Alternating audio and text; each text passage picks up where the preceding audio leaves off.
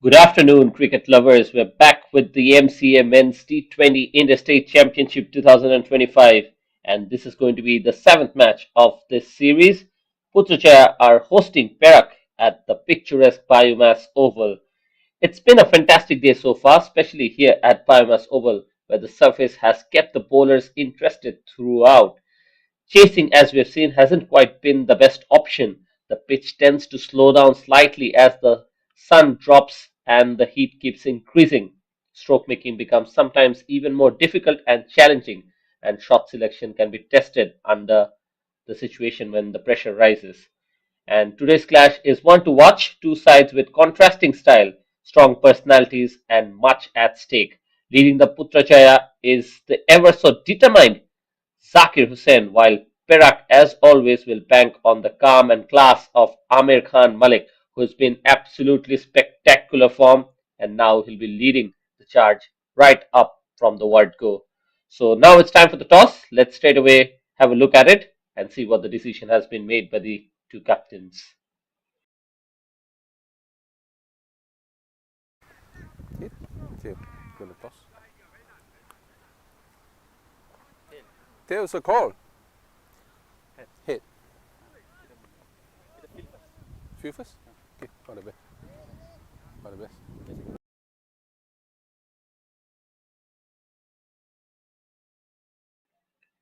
And as we have seen, the toss was just gone underway. Putrajaya have won the toss, and surprisingly, they have decided to have a bowl first. We know that Perak has a very strong batting lineup, and that decision is definitely going to raise some eyebrows. If you look at the batting lineup, just when I mentioned it, Mohammad Haziq, Aslam Khan, the ever so flamboyant, and Amir Khan alongside him, Syed Rahmatullah, Mudita, Lahiru, Ajab Khan, Sharvin Muniandi, Rahim Khan Malik, who's been a trailblazer with his spin, and Mohammad Ayman alongside Norman Haikal. So just when we were talking about it, it's a very determined batting lineup and explosive in their approach. So quite an interesting choice when Zakir Hussain for Putrajaya have decided to go with the ball. If you look at his lineup, Mohammad Akmal alongside Mohammad Adam, the captain himself, Saik Shafiq alongside Izazul Hadif, Noor Muhammad alongside Ahmed Arif, Muhammad Amirul, Mehdi Hassan, Quds El Deen alongside Faisal Rahman. So quite an interesting choice, as I was mentioning, especially against Perak.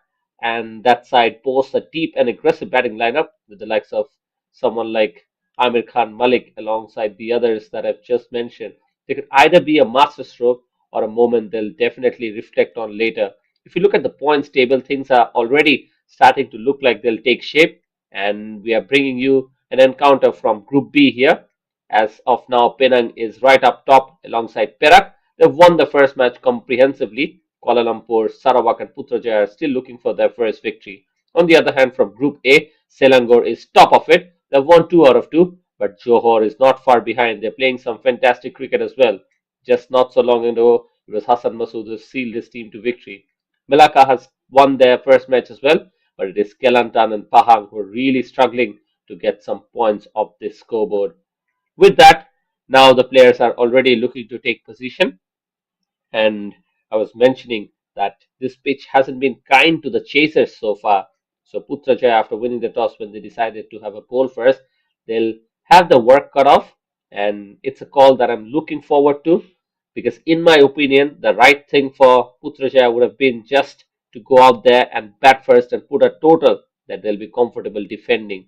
But looks like Zakir Hussain has some other ideas, and with this kind of an approach, they'll definitely require some early wickets. And with the ball, they need to be very disciplined. So let's see if they're not bowling well against these two batters, they'll be soon chasing shadows, like they often say. So buckle up, folks. This one promises drama, flair, and lots of questions that I have are waiting to be answered.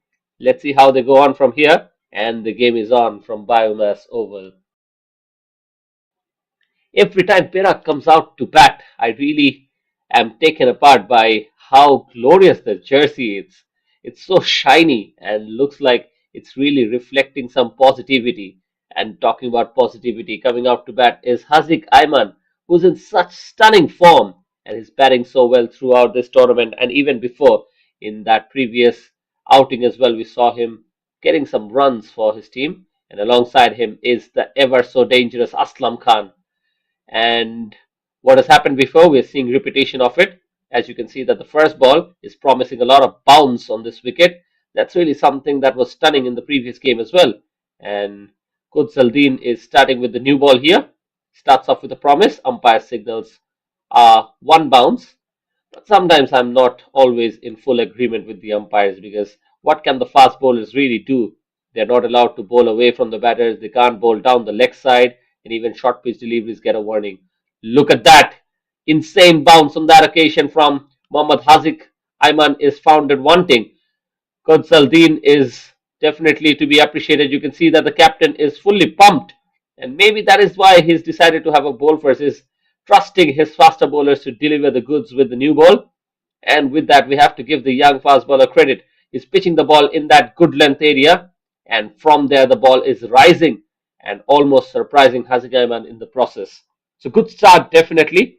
But we have seen how the Selangor batters have batted on this wicket before. And just like that, he pitches one up in the air, clears the infield, and that will almost race away to the boundary. An effort was required, and the fielder delivers exactly that. So, with that, 2 runs, Hazikaiman is off the mark. But what is promising is the fact that Konsalдin is attacking that good length. He knows that the pitch has something on offer. Especially, he's not someone who's looking to swing the ball. So he has to pitch the ball in the right areas. And today, it looks like the faster bowlers are getting a lot of benefit by pitching in the good length. Just like that, a mistimed shot this time, but it goes all the way to long off one more time. And this time it will be just a single. So he's gone off strike, and in comes Aslam Khan. He's someone who loves the short pitch deliveries, and he has a very strong pull shot. We'll have to see how he negotiates this pitch, which is offering just that little bit more.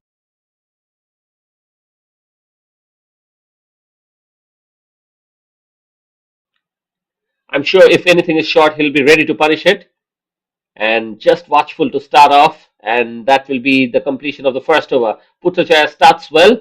They have conceded just the 3 runs, and Perak is been slightly watchful, but we are all aware how damaging they can be once they have been allowed that extra bit of time at the crease. For a moment, I thought that's the completion of the over, and interestingly, he's coming to bowl one more. So I'm not sure if the umpires have seen as what I have seen, but nevertheless, that's a short pitch delivery. And as I mentioned, Aslam Khan is ready to pounce on anything that is short, and he smacked that away. Short ball is going to be punished when Aslam Khan is on strike, so there is no second invitation required. And with that, Aslam Khan has already taken his team to a very good start here.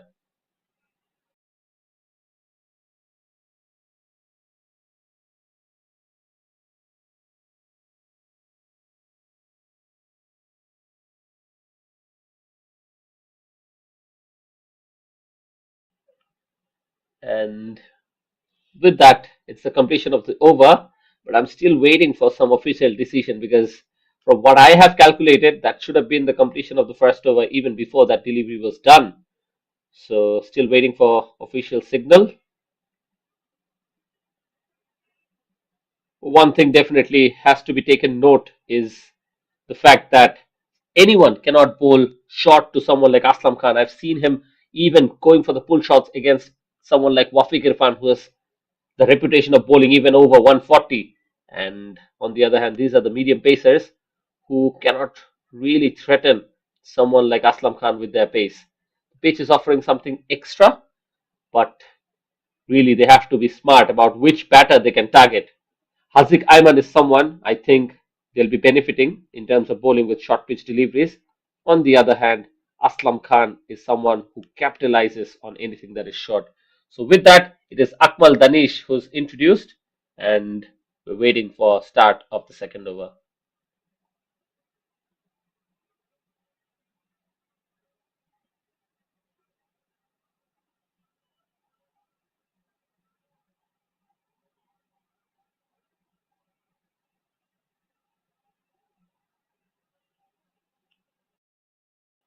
And with that, a single is taken, and the very dangerous Aslam Khan is back on strike. Aslam Khan has made a reputation for himself of striking very early. He doesn't take any kind of time to settle in. Initially, he started his career batting at the middle order, but I think teams have realized how strong he is, and especially with the fielding restriction in, he's someone who can capitalize on the power play. That is why he's promoted up the order, and since that, he's done wonders for every team that he's played for. Akmal starts off. This time it doesn't bounce as much as Aslam Khan anticipated. On that occasion, the pull shot was out, but the ball did not really have that carry. So, missing out on that one, it's a dot ball. Putrajaya has introduced a very inexperienced bowling lineup, and at the moment, Kudzaldeen has done a good job with the first over, although he's considered a boundary of the last ball. But so far, he's still going to be very happy with it. And now it is Akmal Danish Ahmed. Once again, short. It wasn't too short, but it is the power and the authority that Aslam Khan plays with. And look at that. He's so exceptional whenever he plays that shot. And once again, he's picked up a couple of boundaries already. And it's that shot that is already rubbing some salt to the wound of this Putrajaya attack. If you ask me, that wasn't really too short, but it is how Aslam Khan plays. He reads the length of the ball very early, and then the power within him is always ready to be unleashed. And on that occasion, he pierced the gap, and everyone was just watching that ball roll all the way to the boundary. So Akmal has his work cut off. The captain needs to have a word with his young bowler, maybe just hyping up a little bit, because one wicket here will definitely bring a little bit of comfort for Putrajaya. But if this partnership is allowed to flourish, you'll be chasing your shadows, like I mentioned even before. Slower delivery this time, smacked away on the offside. Does well to have stopped it. And you can see that Aslam Khan is really starting to look very dangerous already. Anything that is short and wide, he has that cover drive. Anything that is short on the leg side, he brings out that pull shot. So he's really looking ready. And at the moment, he's already dealing in boundaries. Scored 8 and smacked 2 boundaries. So that explains it. Akmal Danish, once again, slightly slower. And this time gets the cap on the offside. And that will roll away. But fielding at long off is exceptional. He's able to pick it up just before the ball rolls to the boundary and in the end keeps it down to a couple of runs.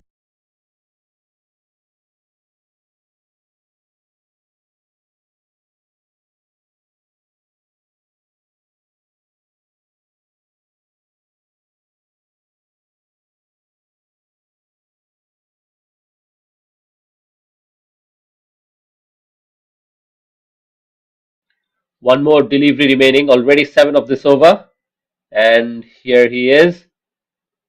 That is too wide. Aslam Khan did try to go after it, but there was no chance he's going to make any kind of contact with it. Umpire rightfully extends his arm, and that will be one more delivery now that Akmal has to come out and bowl.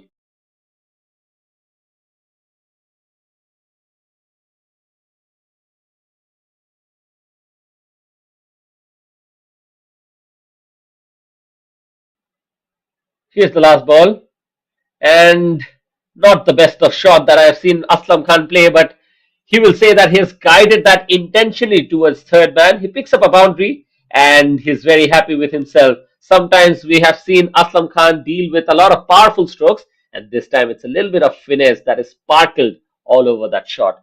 Quite impressive. And this time that extra delivery proves to be quite expensive for the young fast bowler Akmal. And right now it's been a little bit disappointing because especially when a fast bowler is operating in the power play, you expect them to operate with third man. So the captaincy is already a little bit questionable, especially because after winning the toss, he decided to have a bowl first against a very, very strong batting lineup such as Perak. And right now, the field placement has not really been the best we have seen throughout this tournament. So really, it's still early days here. Kotzaldeen has bowled well in his first, and now he's coming back for his second. He's really someone who's purchased a little bit of an extra bounce from this surface, but now he's bowling to Haziq Ayman. He can't be full to him. Let's see if the idea is to bowl short. Looking to cut that one away, but there was a little bit of lack of pace on that occasion. just not helping him to work with that shot. Another dot ball to start off. I think Qazaldin has been quite impressive. He's bowling within himself and he's bowling in the right areas. That's something that we have to appreciate from up here. The pitch offers a little bit of dryness as well. So if you don't get anything early on, you can be punished just like that. It was too full on that occasion, and the class of Haziq Aiman takes all over it. That's well placed, and definitely, as the moment he pierced the gap in the field, boundary was written all over. Good shot from Haziq Aiman, and now Perak is already starting to look very, very dangerous. I think Amir Khan would have been very impressed by the decision of the opposition captain Zakir Hussain. He would have himself wanted to have a go out there and bat first, and exactly what they wanted, they have received, almost like on a platter. Much better delivery this time from Kutzaldeen, attacking the stump, and the angle brings the ball back into the right hander. He's giving me an impression that he's very smart in his way, and he's a lean, structured guy who's steaming in and has a interesting action as well. A little bit of a hyperextension, and then it's the release of the wrist that takes the ball into the right hander, just like on that occasion. So after conceding that boundary, he's come back quite strongly, and he's come up with two dot deliveries. The run rate for Perak is 9.2, but they can definitely boost it if they're allowed to settle in with a few more overs. They're still in the power play, but so far the runs have flown from Aslam Khan frequently. Hasik Aiman has hit a boundary, but he's played a few dot deliveries as well. This time with provided, it's cut away beautifully. That's the shot he wanted to play previously as well. This time the execution is top notch, and Kansaddin will be quite unhappy with himself that he's given him width. And Haziq Aiman is someone who will not miss out too often. Just have a look at that. The wrist work is lightning quick, and the moment he pierced the gap, it was tantalizingly close to the fielder at backward of point, but eventually nothing could be done because once Haziq Aiman opens his arm, the ball is usually staying hit.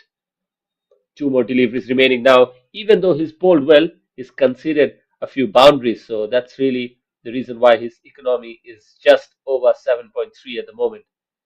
Let's see how it goes from here. Two more deliveries remaining. Haziq Aiman on strike. Here's the young fast bowler running in, trying to compensate. And that is a very good looking shot. Gloriously played over the top of the infield one more time. This time much more convincingly and in a much more classical fashion. It is Haziq Aiman who picks up yet another boundary. So already three in this over. And now Perak are off and running. Look at that. Width provided. And Haziq Aiman is never going to miss out on those.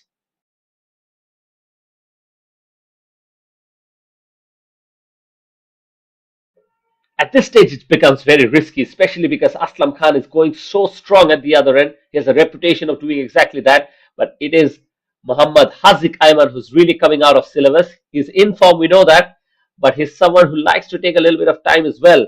But looks like this is a different kind of a pitch, and he's batting within exactly what is required from him. He's striking the ball quite beautifully and now has a very good, healthy strike rate to just complement Aslam Khan from the other end.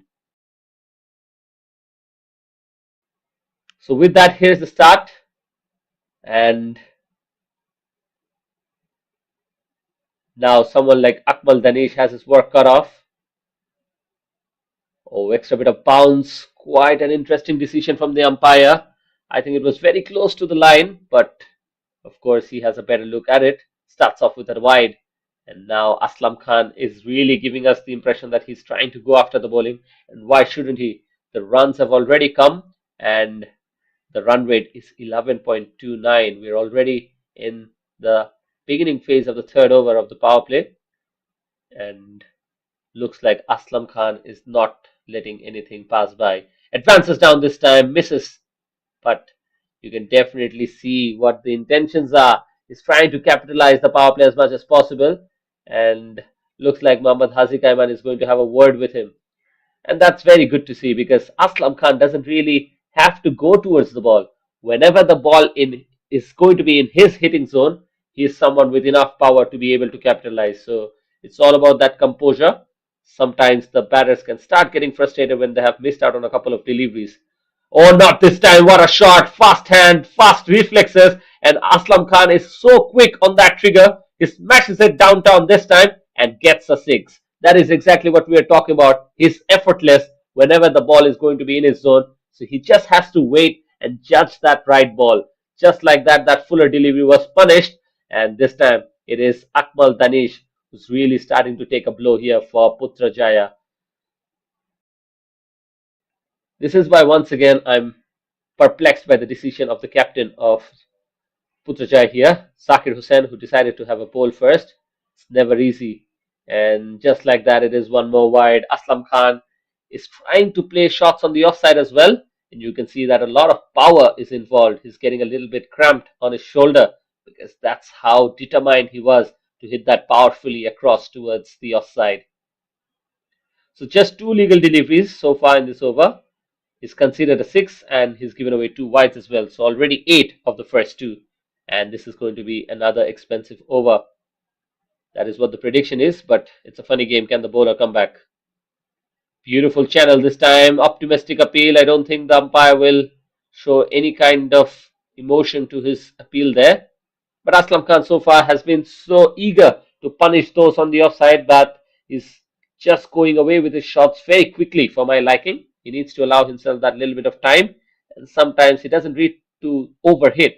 It's just about the placement and the timing that can take it towards the boundary for a stylish four. Let's see how he goes. Oh, it's that short ball. Would you believe it? Off the front foot this time. I am not even going to wonder. That is going to result in yet another six. So not fully back, a fraction of a transfer of weight. That's enough for Aslam Khan to be able to dismantle Akmal on that occasion for yet another six. This is absolutely the wrong line that a bowler can bowl to someone like Aslam Khan, and he's paying the price. He's considered another six, and you can't just bowl there to Aslam Khan. I hope the bowling side realizes with that six because if they allow him to settle in further, he will be leaving an impression that they will not be able to overcome today. Two more deliveries remaining now. Fuller delivery this time. A gorgeous drive all along the carpet. He's so calm under the pressure this time and really just capitalizing on that platform that he has built. It was too full and he was asking for trouble one more time with that ball. You can't bowl short, but you can't overpitch either. You have to stick to that good length. Attempted Yorker, perhaps that have gone wrong, but so far things are looking very wrong for Putrajaya here. Aslam Khan is starting to look very dangerous at the moment. He's already scored 30 runs of just 12 deliveries. He's being partnered very well by Haziq Ayman, who is looking proactive as well. He's having words with his partner and just calming things down. And just like that, Perak is off to a flyer. Happy to just defend that one, maybe just allowing the young fast bowler settle in. And with that, that's the end of the over. Already 49 on the board. And just to make things more worrisome for Putrajaya, they have still not lost any wickets.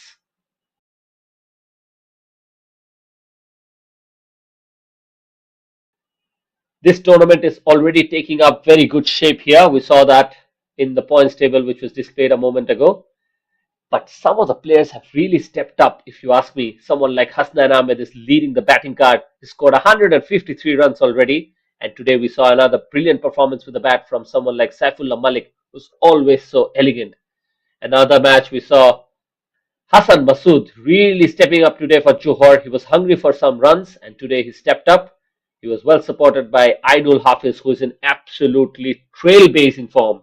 On the other hand, I saw a 5-wicket haul from Prashant Madhukar today, and he was bowling so well in this very pitch. He was bowling those doosras alongside his classical off spinners. But another bowler who's been highly impressive from Selangor has been Jawad Ali, who's attacked the stump and he's been rewarded for some very good bowling. So just to mention a few, these are the bowlers and the batters who have stepped up in this tournament.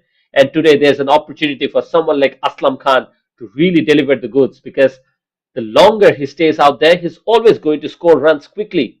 And with that, we have a change in the bowling. It is Nur Muhammad. Starts off with a short pitch delivery. Would you believe it? They're not learning the lesson. And it's a very stylish looking shot from Haziq Ayman, who's just replicating what his partner from the other end has done. This time, it was not so much about the timing, but it was about the technique and that wrist work which found the gap, and it was looking absolutely gorgeous from the moment it left the bat.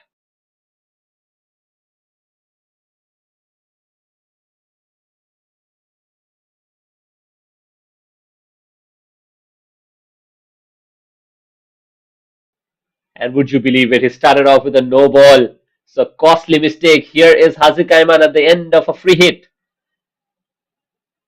Or ball comes back in. That was a slower delivery, much better from Nur Muhammad Alif. He was attacking the right area of the pitch this time, and that is why I believe Haziq Ayman was decepted by that change of pace. Needs to stick to it, and otherwise we are just watching Perak running away with this innings here in terms of putting runs on the board. Here is Mohammad Haziq Ayman. Two more overs remaining in this power play. Short pitch one more time. This time not in control. An opportunity there. And it is taken. Big moment in the game. Ultimately quite anticlimactic here. It is Nur Muhammad who's picked up a wicket. An absolutely good catch from the fielder running inwards. And it is Mohammad Haziq Ayman who has to walk back to the pavilion. I wonder why he was surprised by that sudden short pitch delivery. But I think it was that lack of pace which just helped the batter commit to a mistake. Let's have a look at that. Oh yes, that was a leg cutter if you ask me. The ball was not having enough pace for the batter to work with. So Haziq Ayman played that shot very early and that ball just rocketed up, eventually allowing Long On to just run in and get that one. So the captain Sakir will be very happy, and Nur Muhammad Alif bin Zulfiki is among the wicket, and it is a big one. He's picked up the wicket of Haziq Ayman, and they'll definitely need more of these to just come back in this contest.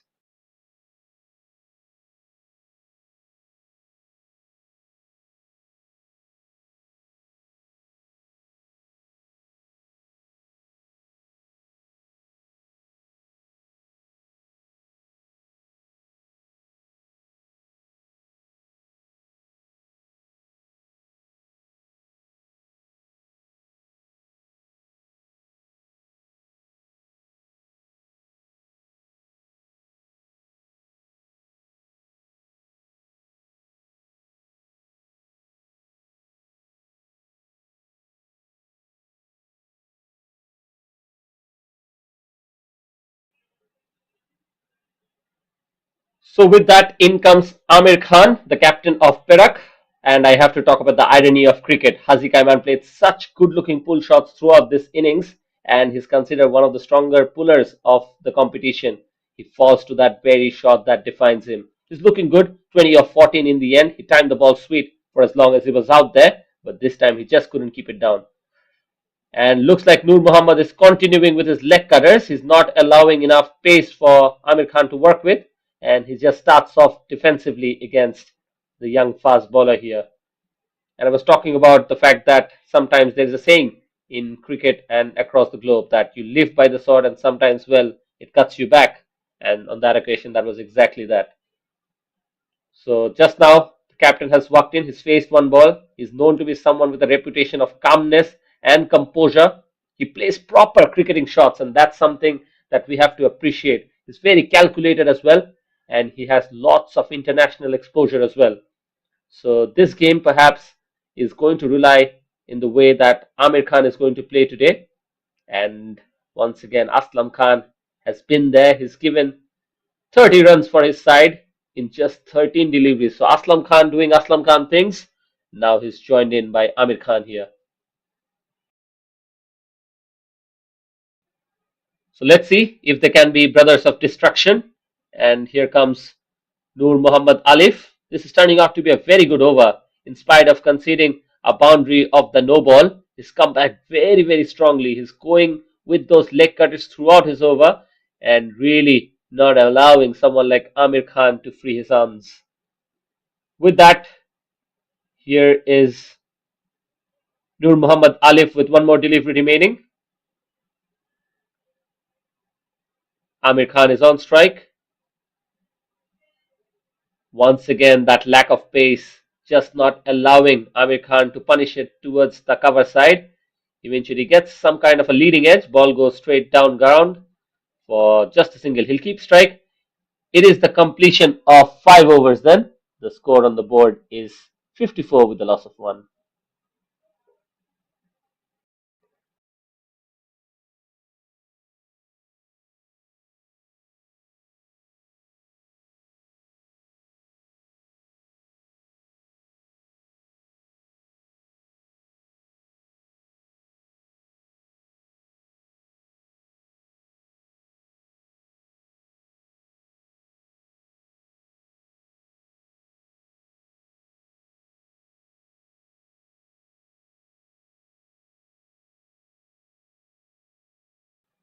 Oh, very interesting call. I think a spinner is brought into the attack. We're in the power play. This can be a double-edged sword again. Muhammad Arif Yusuf Ahmed is going to bowl to Amir Khan. And with the fielding restriction, all this can go either ways. And exactly what I predicted. It is Amir Khan who has lobbed him over mid-wicket. This is massive. One of the biggest sixes I've seen today. And Amir Khan is not having any kind of hesitation. No time to settle in. If the ball is in that slot, he is going to go after it. And this is going to be a costly decision because Amir Khan in the power play, when he sees a spinner, is usually going after it.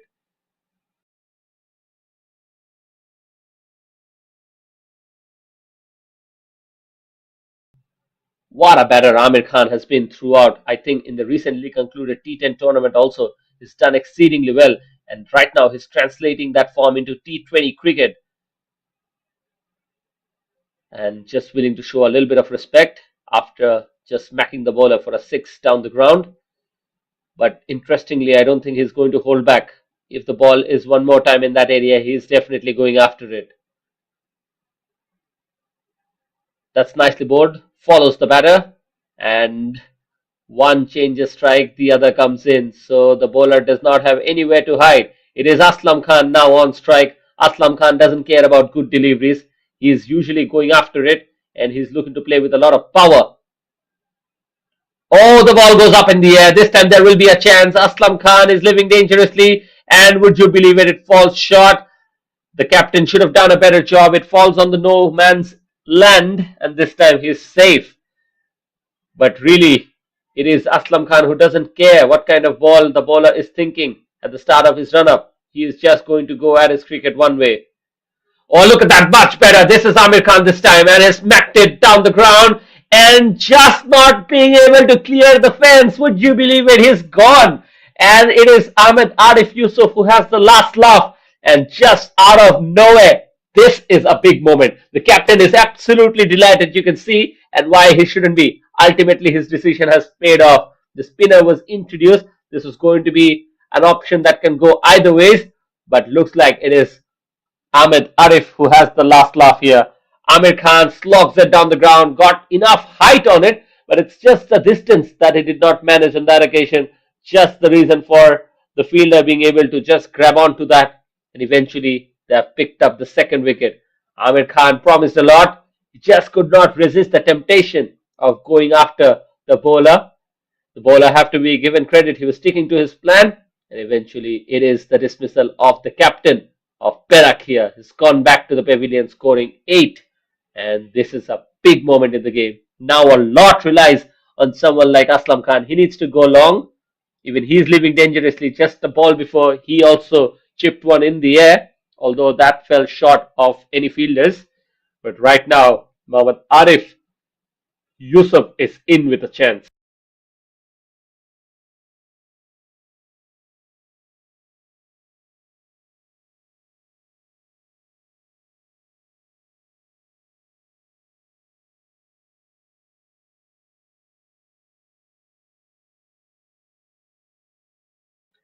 And now we have a new batter. It is Mudita Lakshan who has joined the likes of Aslam Khan. Beautifully driven this time down, but the bowler does a good effort in his own bowling. Stops it. It's a dot ball. So what started off with a six has eventually led to the demise of the captain. Amir Khan Malik gone for 8 of 8. He's hit a six, but I think that was a very good catch from Mehdi at long on. Ahmed Arif Yusuf has picked up a wicket, so even though he's gone for a six, he's done so well throughout that over, just conceding 8 in the end, and that's the end of the power play. Right now, the score on the board is 61 with the loss of 2 wickets. Putrajaya will be happy that the captain of the opposition is back at the hut, and now Perak has to rebuild, although they have lots of batters really. The likes of Ajab Khan, who's done so well. He's picked up a half century the other game. There is Shabrin Munyandi, who did not pick up a half century. He was shot for 3 runs, but he's played a very good hand with that 47.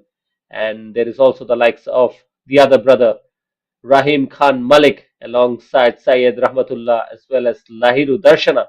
So just like that, I've mentioned quite a few batters who are waiting to express themselves. So I believe Aslam Khan will not be held back. He's up against Noor Muhammad, who's bowling with a lack of pace. That is a very good delivery. Just trying to go underneath that bat, and he's done well to have survived that. It was a good delivery.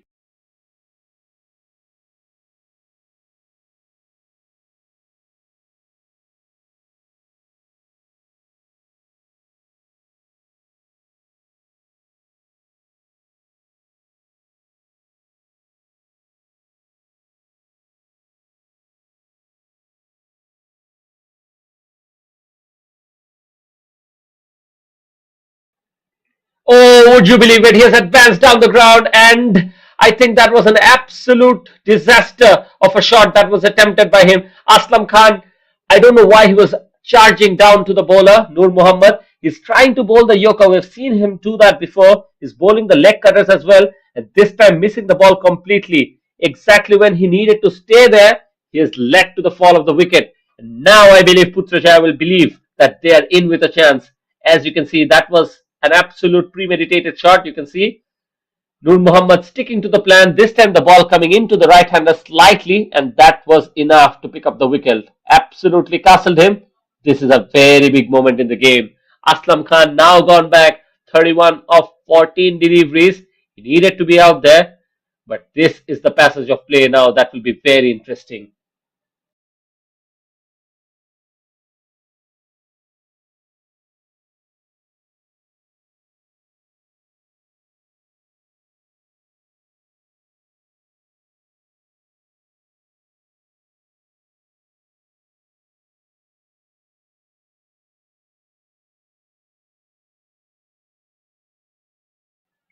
One thing definitely we have to give credit to Putrajaya is the fact that they are able to pick up wickets at regular intervals so far. Even though the score is 63, they've picked up 3 already. And I have to say that last one was a huge blow. Aslam Khan, the man who was lighting up BAYUEMAS Oval, is gone already. It's cleaned up by Noor Muhammad, who's turned the game definitely on its head. He was looking unstoppable, and he was timing everything with a lot of power as well.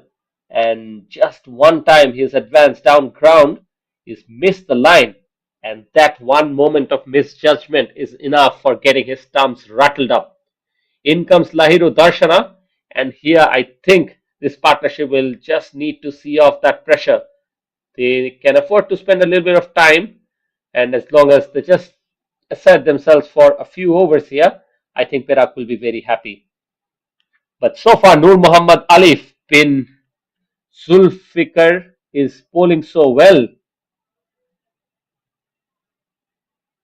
He is yet to concede a run in this over. He's already picked up the danger man Aslam Khan. And we have to say, Noor Muhammad has been absolutely sensational today. He's picked up not one, he's picked up 2 very big fishes. Oh, that is a leading edge. It is traveling just over the top of the fielder. The captain perhaps has to do some fielding. And this time it is just away from him. Leaving dangerously Lahiru Darshana, and every time Noor Muhammad Alif is coming into the attack, it's looking like he's going to produce something out of this pitch. Putrajaya are at the moment trying to roar back into this contest, and that is what we want to see. We always want to see some good cricket, and right now we are seeing some good bowling. It is Lahiru who's on strike.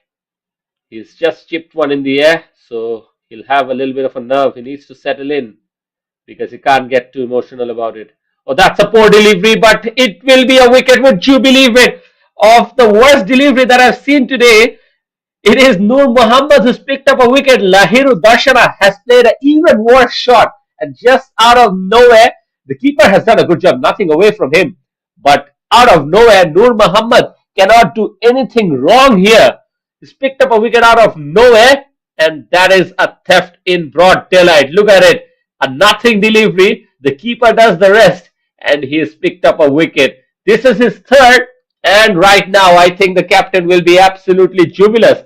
They're right back in the game, and they are putting Perak on the back foot. At the moment, it's 65, but they have lost 4 wickets. I wouldn't have thought that Putrajaya will come roaring back with such dominating fashion. And we often say one brings in two. Lahiru Darshana perhaps was not really the right choice for the job. And in comes Ajab Khan. He has a 50 to his name already in this tournament, but right now he will have his work cut off because Putrajaya, if they can somehow chip in one more wicket here, they'll see that half of the side of Perak is already back at the hut. So that's really something that they're going for. And I can tell you, Noor Muhammad Alif bin Zulkifli is absolutely running riots here. He's picked up 3 wickets and he's going at an economy of just 4.36.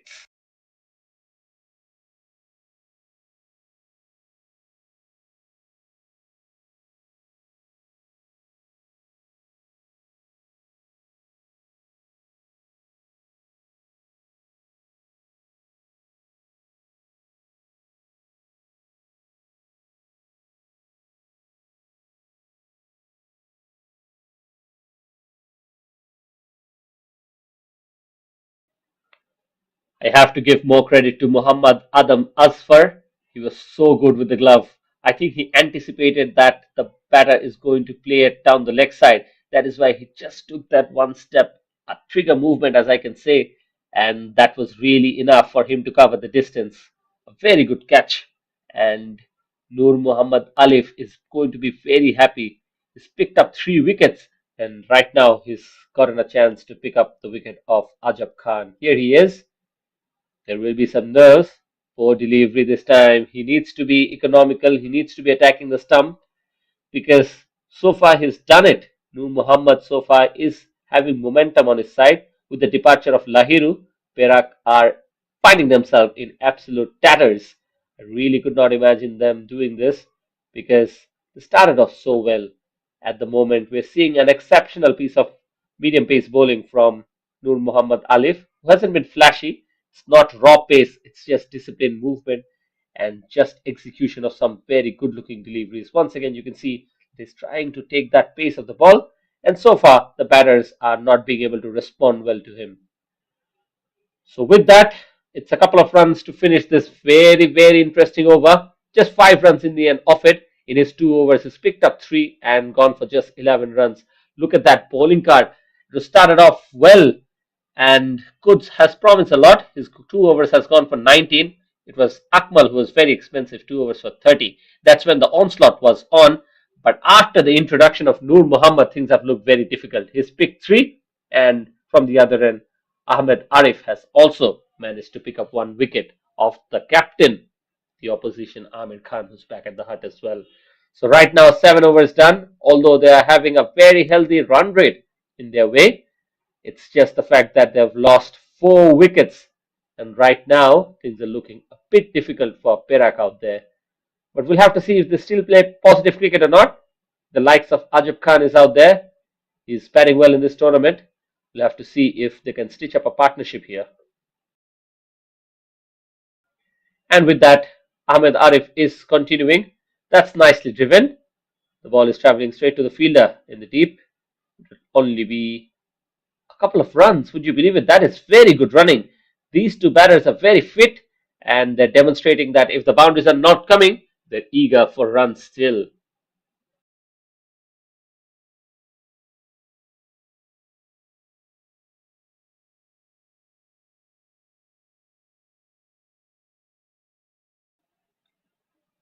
Guiding it away, but once again, there's a fielder there at short third.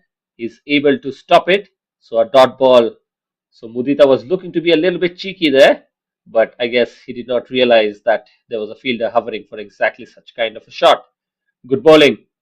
And once again, keeping the batter at his crease, not really allowing him to go for any kind of runs here. And Muhammad Arif Yusuf Ahmed Salman is so far done a job that is exceedingly under, I think, understated, because he's someone who's just looking to do his job, not looking for too many compliments, and doesn't look too flashy. That is why he's not drawing the attention of the batters either. With that, once again, we see demonstration of very good running between the wickets, and they have managed to pick up a couple of more runs. So with that, Mudita is looking to just get a carry on from here, because they cannot allow a few quiet overs to settle in. So even though they're not picking boundaries, they're delivering exactly what is required. Fuller delivery this time, just nicely gets into a position to drive that across towards cover. Eventually, this is a single. So here is Ajab Khan at the moment. We'll have to wait and see how he goes from here. Ajab Khan at the moment has scored a few runs, but let's see how Ahmed Arif Yusuf goes. Oh, look at that. No nerves. He's chipped one in the air. There's a fielder hovering. And would you believe it? Straightforward catch. This was the wicket they were hoping for. Putrajaya captain Zakir will be absolutely bemused. It's a straightforward chance that has gone down begging. And look at that. I think the bowler was very confident that this is going to be taken. He signaled his finger, but there were two fielders and none of them could have taken it. Really poor effort. And Ahmed Arif Yusuf should have been rewarded, but Ajab Khan survives and he's a very dangerous man. Can he capitalize?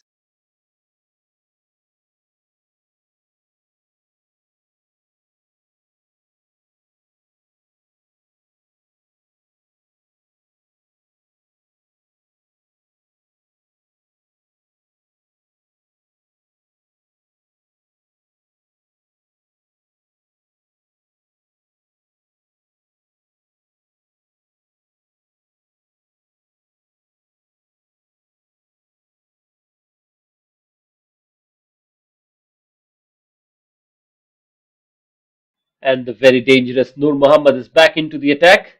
He needs to capitalize. They almost had a chance to pick up the fifth, but on that occasion, not supported by the fielder. Poor delivery to start up proceedings for Nur Muhammad. He's already been guilty of bowling a wide and a no ball previously, and now he's added one further to that tally. What they need from Nur Muhammad is further discipline. He is the man who's picked up 3 wickets, and sometimes when you have momentum in your way, you have to capitalize. With that, he's up against a very experienced campaigner in Ajab Khan.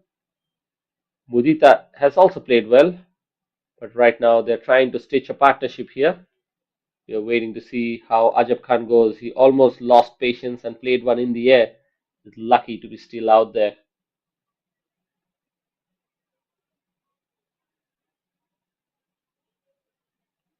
Oh, that is once again in the air. Does he get the gap?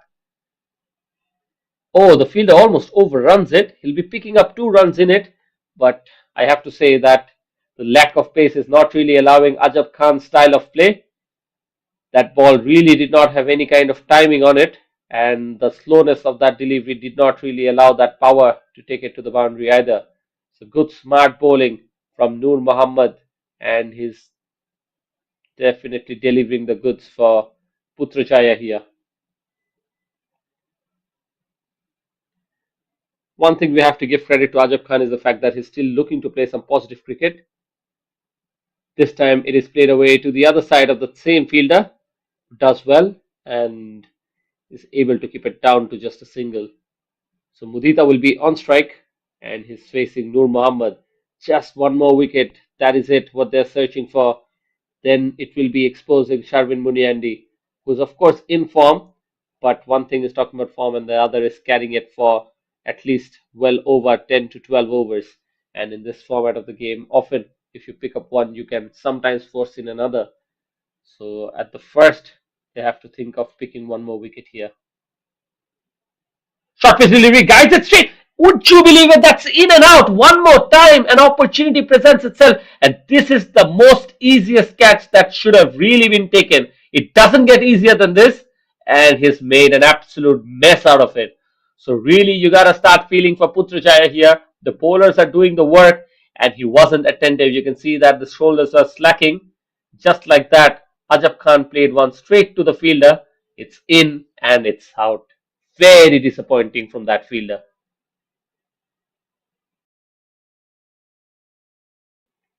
Nevertheless, it is that man, Noor Muhammad, who's bowling so well, almost producing yet another chance. This time guides it much better, and Point picks it up. So a good over one more time, and the ball is looking to just go towards Ahmed Arif and Noor Muhammad. They've bowled so well, they're always looking to pick up wickets, and disappointingly, they haven't been rewarded for some very good bowling. I think the captain needs to uplift the morale of the fielders. They can't be lazy here. They are in with a chance against a very strong team. On that occasion, the keeper would have felt that he should have stopped it. In the process, the batters exchange position for another single. Umpire signals leg by, but Perak is going to take it. Ajab Khan is on strike and Nur Muhammad to continue.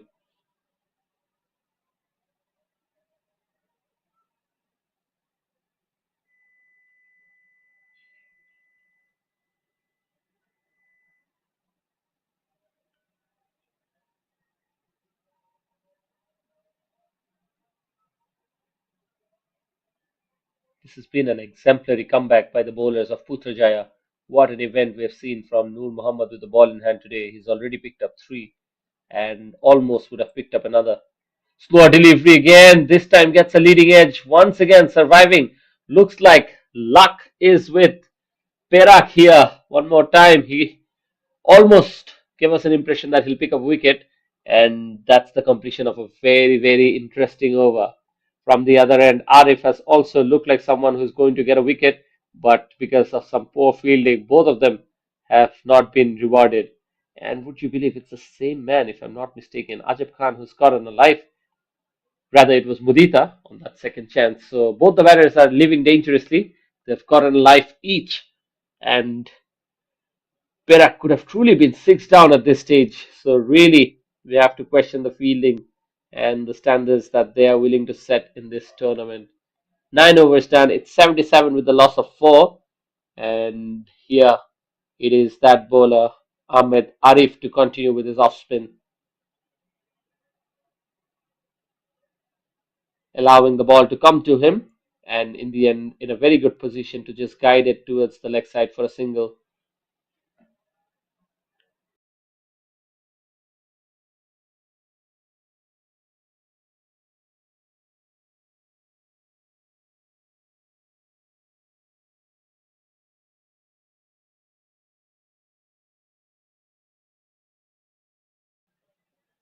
That's play and a miss for a moment. The bowler Ahmed Arif thought that he'll be able to pick up an inside edge.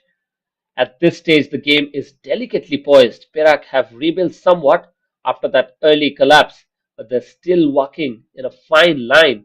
The intent has been there, but wickets at regular intervals are keeping Putrajaya firmly interested in this contest. Only if they were helped by some good fielding effort, they would find themselves in a more commanding and a dominating situation. For Perak at the moment, it's all about holding the nerve, and they have to build a partnership. They're giving the big hitters some kind of a platform if they're able to continue deeper into this inning. So that is what that will be in their mind. And that is a good hit. This time it is down the ground. That has enough legs to take it all the way over the boundary line. A pressure release from Mudita Lakshan. And we know that Perak has plenty of batters, but a lot relies on these two. We'll be hoping for the sake of Perak that Mudita is able to replicate it much more often. But on that occasion, we have to give credit. This was a very good shot. It was not in the slot. He has just chased it from way outside the off stump. So the bowler did not really commit to a mistake here. It's just very good batting. And Mudita deserves all the credit that he's getting.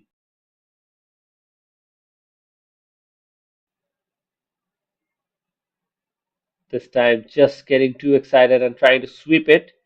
In the end, does not get any kind of contact.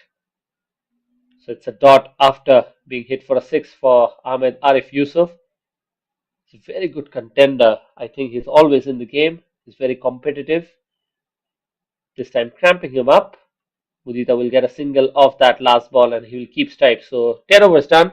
It's 86 with a loss of 4. And what really started off with a very blazing start for Perak, now the game looks in fine balance. Mohammad Hazikaiman scored 20 of 14, and after that, Aslam Khan scored 31 of 16. But since then, not really much have come in. With that, we're having drinks, and after that slight break, we'll continue.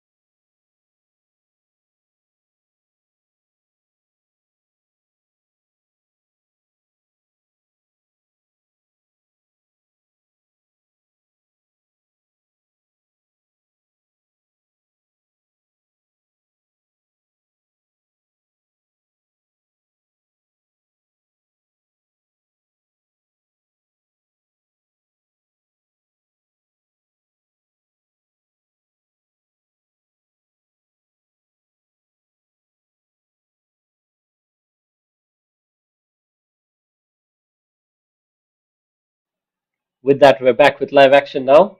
After the completion of the drinks break, we're at the halfway stage. 10 overs done, 86 with a loss of 4. And the next 10 overs are going to really decide whether this innings turns into something competitive or just collapses under the pressure of some very good bowling from the Putrajaya young and budding fast bowler Noor Mohammad as well as Ahmed Arif, the off spinner who's done so well. Ajab Khan is 9 of 11, Mudita also run a ball 9. So both have spent some time at the crease, but now slowly it's beginning to be the time to accelerate. They need to stabilize here, just not let Putrajaya pick up wickets, but exactly what they needed. First up, first boundary already received, and excellent batting from Mudita Lakshan here. They need it. Perak needs a good partnership. They've withered the storm, and just now they were targeting a bowler, and they have been receiving that as well. So exactly when they needed, they pick up a boundary, and from here they need to play some smart cricket. Maybe pick up 10 and over, or comfortably, if it is possible, to pick up 8. They need to find the gaps and rotate the strike as well. And out of these two, one need to bat as long as at least the 18th over. That's when they can have a launching pad to really decide against the dead bowling of this Putrajaya bowling attack. So there is a thin platform, but it's still there. They need this partnership to just flip the script. The next 5 overs are going to tell us whether this innings is heading towards mediocrity or looking for something massive. With that hope, the young spinner is continuing. Flighted delivery this time. Ajab Khan obliges, pulls it away, and once again a misfield. But this time it doesn't go all the way to the boundary. But Ajab Khan has smashed it so fast to the field at the deep that it will only be a single run. And with that, it is Mudita Lakshan who's back on strike. He's already picked up a boundary of the first ball that he faced, and he wants to continue in that fashion.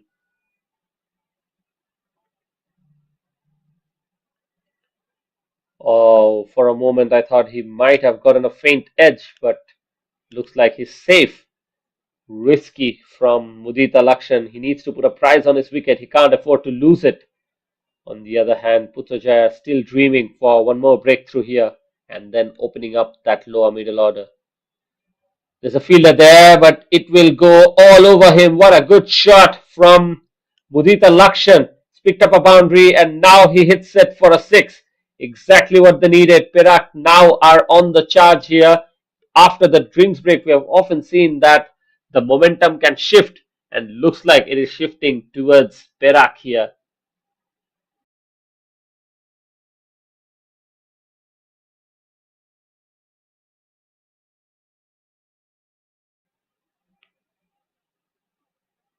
And one more time, he tries to play it on the offside. Doesn't get the gap. It's gone straight to the captain at point. It's a dot ball. And with that, the over comes into completion. They need lots more over like this. And 11 overs are already completed. Ajab Khan is still out there. He's being partnered by Mudita. Ajab Khan is having a little bit of trouble with his pad. And that is why he's just changing it. So with that, we'll have a little bit of an interruption in the play. Just when he's ready, we'll continue from here. But what really needs to happen for Perak is they need an ideal finish. They'll be eyeing for something around 180, 190, and then they'll be finding themselves in a very comfortable situation. But right now, to achieve it, lot is required from these two batters out there.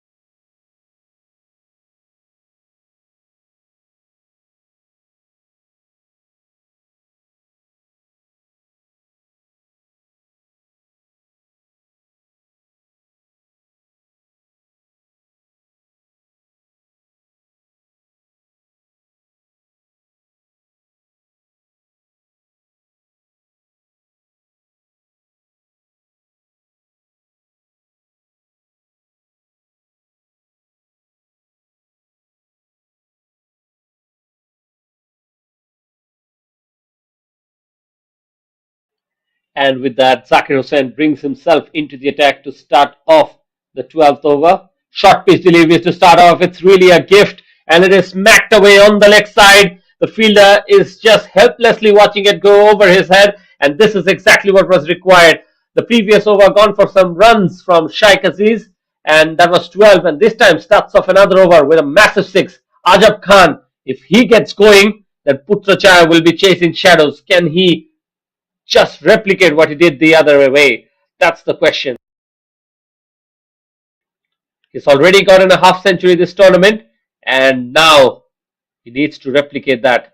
Oh, this time it is smacked down the ground. There's a fielder there. Zakir Hussain has delivered. He's picked up a wicket. It is Mahedi down there who's picked up a second catch, and Zakir Hussain has the last laugh, picks up a prize wicket of Ajab Khan, and he's going to be very happy with himself. It doesn't matter if he has conceded a six, he's picked up a very important breakthrough. Right now, half of the side is already back at the hut, and now I think it is the right time for someone like Sharvin Muriandi to walk out because Perak is finding themselves in a very difficult situation. This is exactly what they didn't want, but have to give credit to Zakir. He looped it up, almost inviting Ajab Khan to go after him, and he was just not allowing that pace to work with, not really getting enough power and not being able to clear it. In the end, Perak has lost their fifth, and right now momentum is truly back with Putrajaya.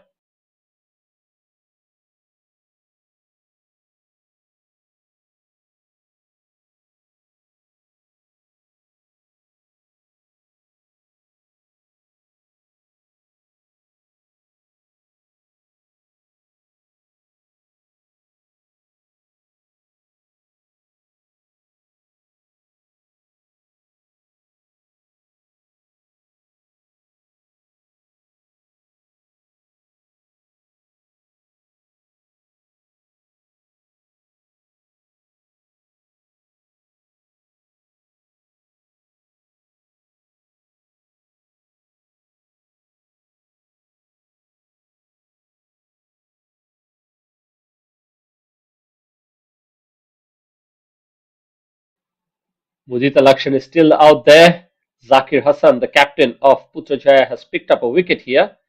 And now in comes another batter. Looks like they have decided not to expose Sharvin Muniandi yet. And I think it's an interesting decision because Sharvin is not just a one dimensional cricketer. He can adapt to situations very well, but looks like they're trying to protect him. He's a little bit injury prone at this stage, and because of his recovery phase, maybe they are just keeping him down for that finishing role. Could start one more time. This time played straight to backward of point, and he gets a dot ball. So this is when Zakir Hussain can be very dangerous, especially when batters are not looking to attack him. He can really bowl a cluster of dot deliveries and start mounting on that pressure. It is Syed Rahmatullah who's walked out to the middle. Good looking drive this time. He clears backward of point, but cover does well to pick it up. And eventually we'll be seeing another couple of runs. Good running between the wicket. Fresh legs, so definitely we expect it. Now Zakir Hassan, after that dot, has conceded a couple of runs. He will have two more deliveries remaining.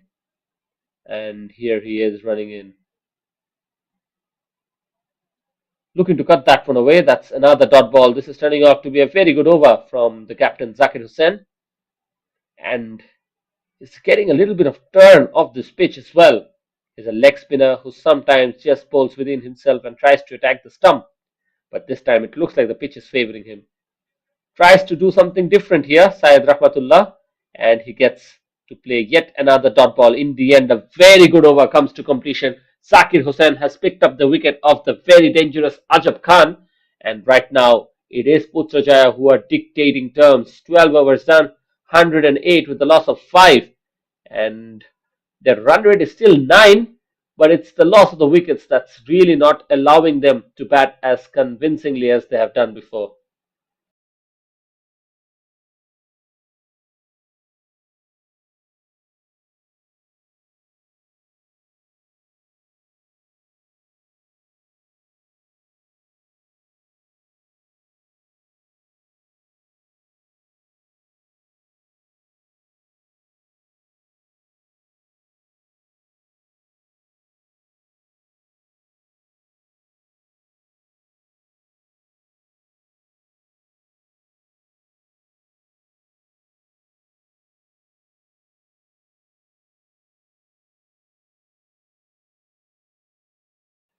Ahmed Arif Yusuf back into the attack, and he's bowled very well. He's definitely contained the score of runs as well, and he's unlucky to have not picked up the wicket of Ajab Khan when he had a chance. But right now he's bowling well. He starts off with just conceding a run. Mudita Lakshan will definitely have to play a very long innings at the moment, especially because the likes of Ajab Khan is already back at the hut. He's joined by Syed Rahmatullah, who's a very good batter himself. He's a wicket keeper, and right now he's suited to play a long innings.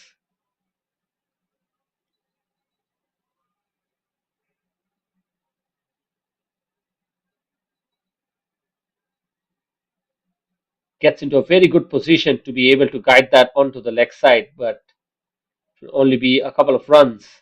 So, starting to look like they're trying to build another partnership here. Exactly what is needed.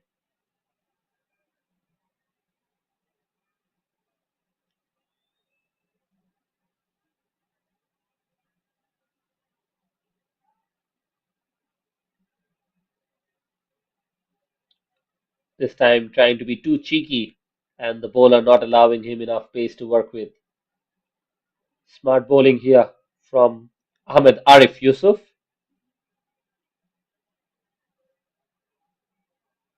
He has three more deliveries remaining now. Syed Rahmatullah, although he's looking quite busy, is only 4 of 6. Can't really afford to play too many dot balls here.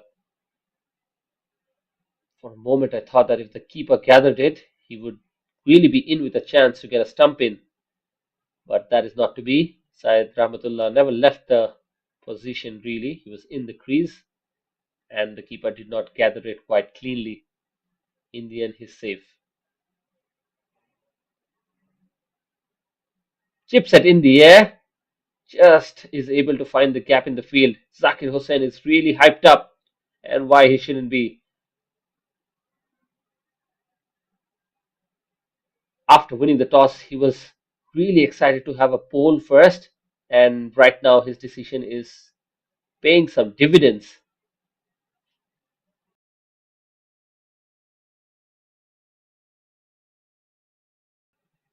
Nicely placed away on the offside, but once again rolling away to the cover fielder. It will only be a single, and I think Putrajaya will not mind this as long as they're not scoring boundaries. So a very good spell of bowling from Ahmed Arif Yusuf comes to completion. His 4 overs is gone for 28 runs and picked up a wicket, which could have been two if not for that drop catch. But I think the captain Zakir Hussain will be very happy with the way his bowler has delivered. 13 overs done, 113 with a loss of 5, and right now it is all about control. The captain brings himself back on, and here he'll want to run away with a few more wickets. Can he deliver the goods? Can he keep things quiet? That's going to be the question.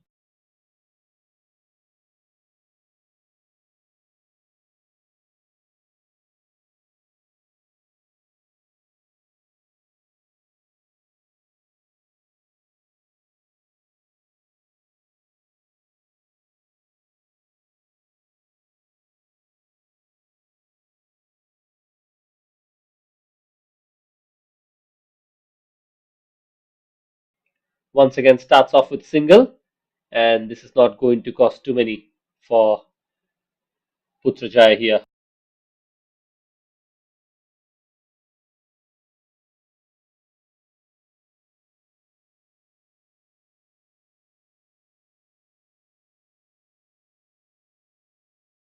This time a little bit quicker through the air and really playing with the speed of the ball. Zakir has been behaving like a wizard with the ball in hand today. He's really crafty, alters between the faster delivery and the slow one, and on occasion he just gets that extra bit of purchase from the pitch as well. This time, almost like a medium pacer, in with a chance, and even the wicketkeeper thought exactly what I did. Maybe that could have been taken if he reacted a split second earlier. But with that, Syed Rahmatullah survives, and just adding to the wounds of Putrajaya here, he's picked up a boundary as well. Just look at that, gets into a very different position, which he's been trying to do throughout. Even in the previous over, we saw him attempting that. This time, he executes it, finds the gap in the field, and I think Syed Rahmatullah will say that he's deliberately played it. He knew exactly what he was doing. He's picked up a boundary, and that is exactly what Perak would have wanted from him. Short pitch this time, rocks back and pulls that one away. This is a poor delivery, and Zakir Hussain is now losing patience here. He'll be very disappointed. He started off well. This time, one boundary has just made sure he does something differently, which he shouldn't have. In the process, he's considered two consecutive boundaries now. So Syed Rahmatullah getting a move on, and just at the right time, Perak is finding themselves another hero.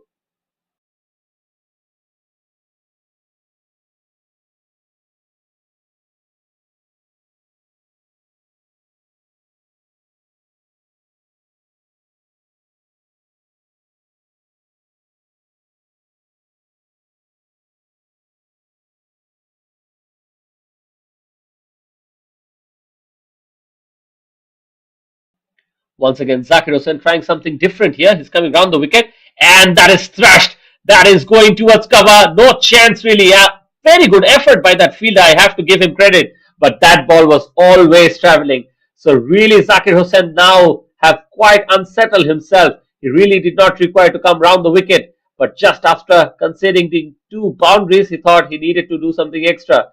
This is the learning curve. Sometimes you have to stick to basics. On that occasion, the ball was asking to be hit, and Syed Rahmatullah obliged. He smacked it over the top of extra cover, and he's picked up a six, turning out to be a very expensive over. This time finishes off with a dot ball, and with that, 14 overs done, exactly what Perak needed. They've managed to get some runs off it. 128 now with the loss of 5.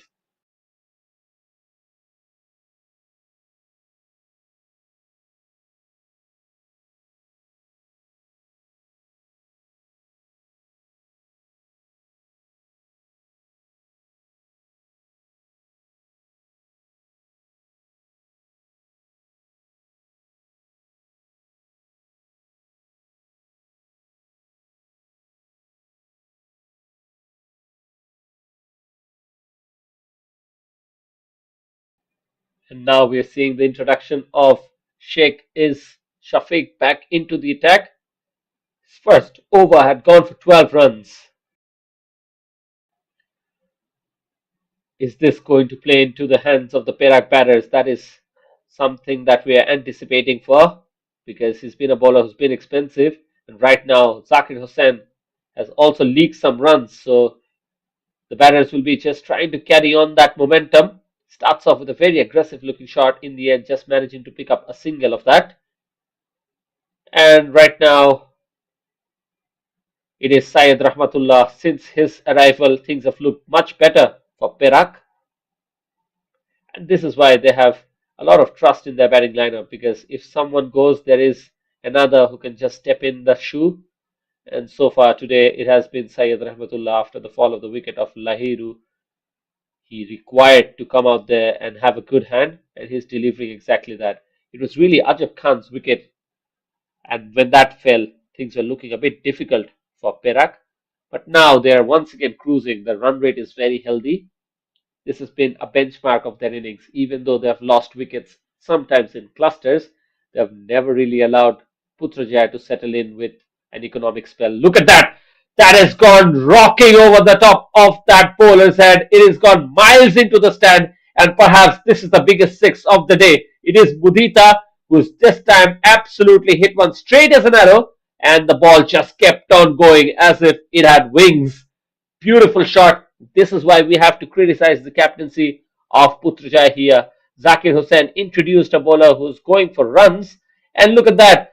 Mudita Lakshan has lost it. The referee is bringing a new case of balls, and the umpires will just choose which one they will continue with. That is the kind of shot that Mudita Lakshan played on that last occasion, and really tells us a lot about the character of that man. Perak needed him to have a good day, and look what he's having. He scored 34 of just 23 and batting at a dream strike rate of 148. Beautifully done, and he needs to stay out there for as long as he can because then the likes of Shanbin Muniandi can just come in and do the finishing job quite well. Let's see how long he can continue. Lots of overs remaining. But really, this was not the best time to bring in Sheikh is into the attack because the batters are absolutely set and his previous over was expensive. They have the likes of Muhammad Akmal as well as Kudsaldeen remaining with 2 overs each. Noor Muhammad Alif himself has bowled just 3 and Zakir Hussain has been expensive, so that's really something that the captain has to work with. His economy is 11.5, and the bowler who's operating right now is going about just over 13 and over.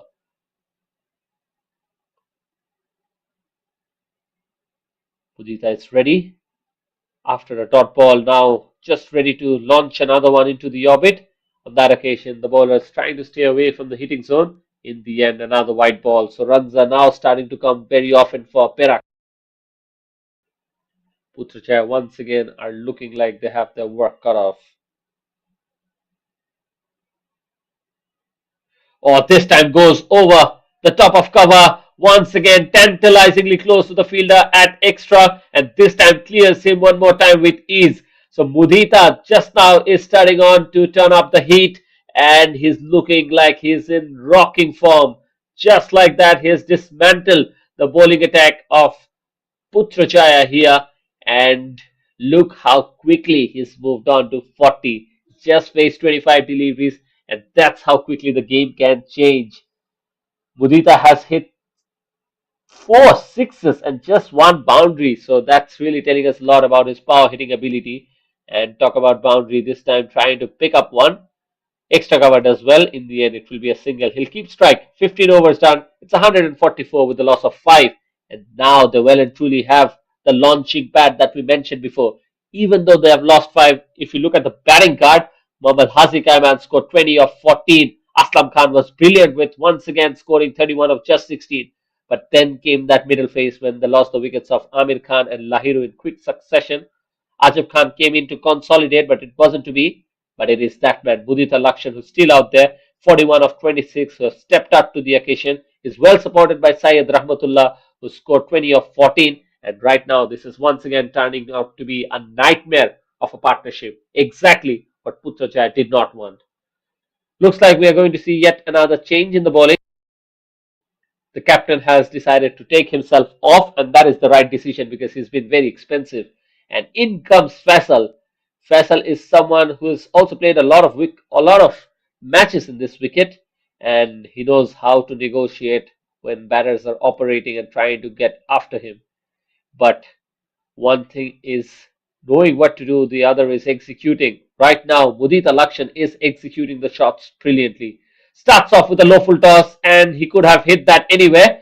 Decides in the end to just clear mid wicket with a lot of ease. This is turning out to be a brilliant innings, and Mudita Lakshan has just taken himself to 45 of a few deliveries here. Poor start from Faisal. Really should have pulled a better delivery, and that ball was just asking for trouble, and Udita Lakshan obliged.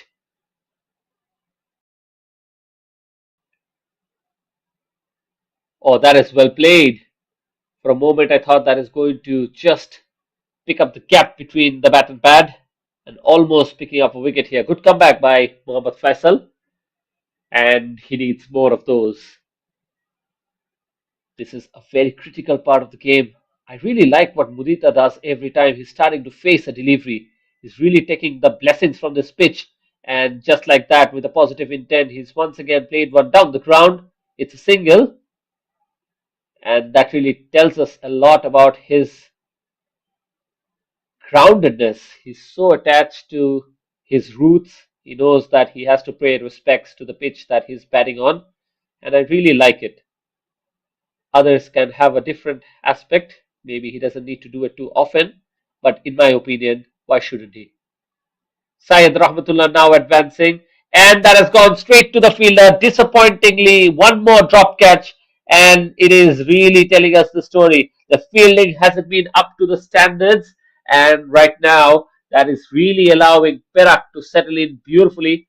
They are just inching closer to 10 and over, and if they're able to do that, even 200 and above will be on the cards here.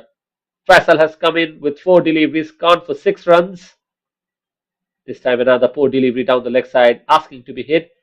In the end, Mudita just happy to play it on the leg side for a single.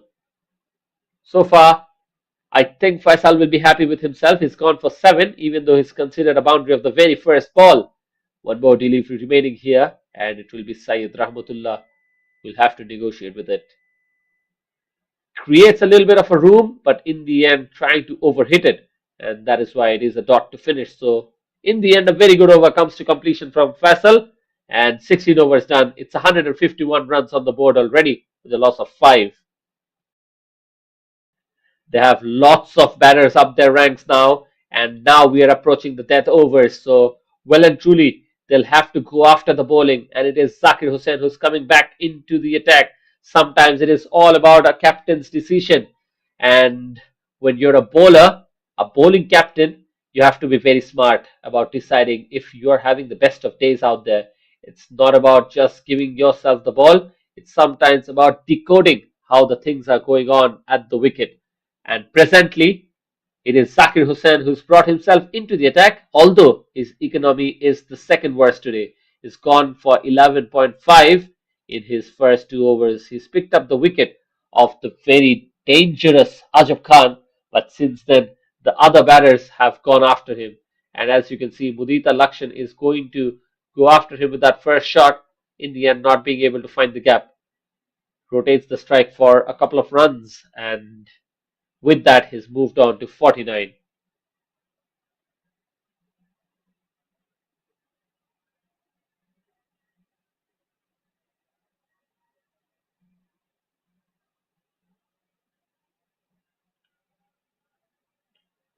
Or suddenly a bouncer, keeper should have stopped it, and he'll be very unhappy.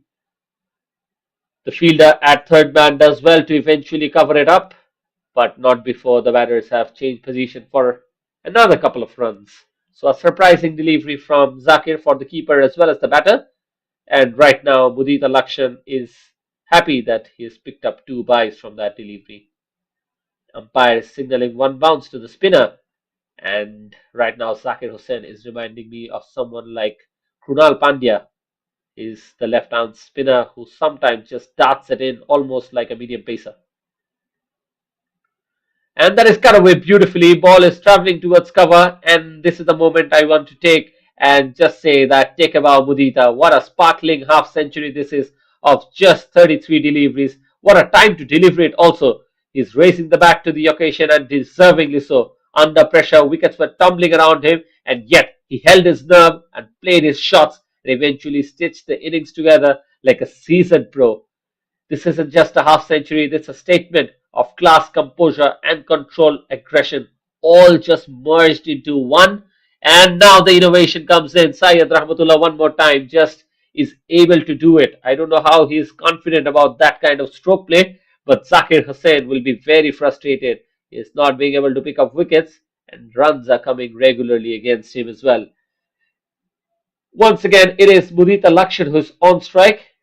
He's looking at the dressing room. He's maybe alerting them that now that he's reached his milestone, he's going to go after the bowling.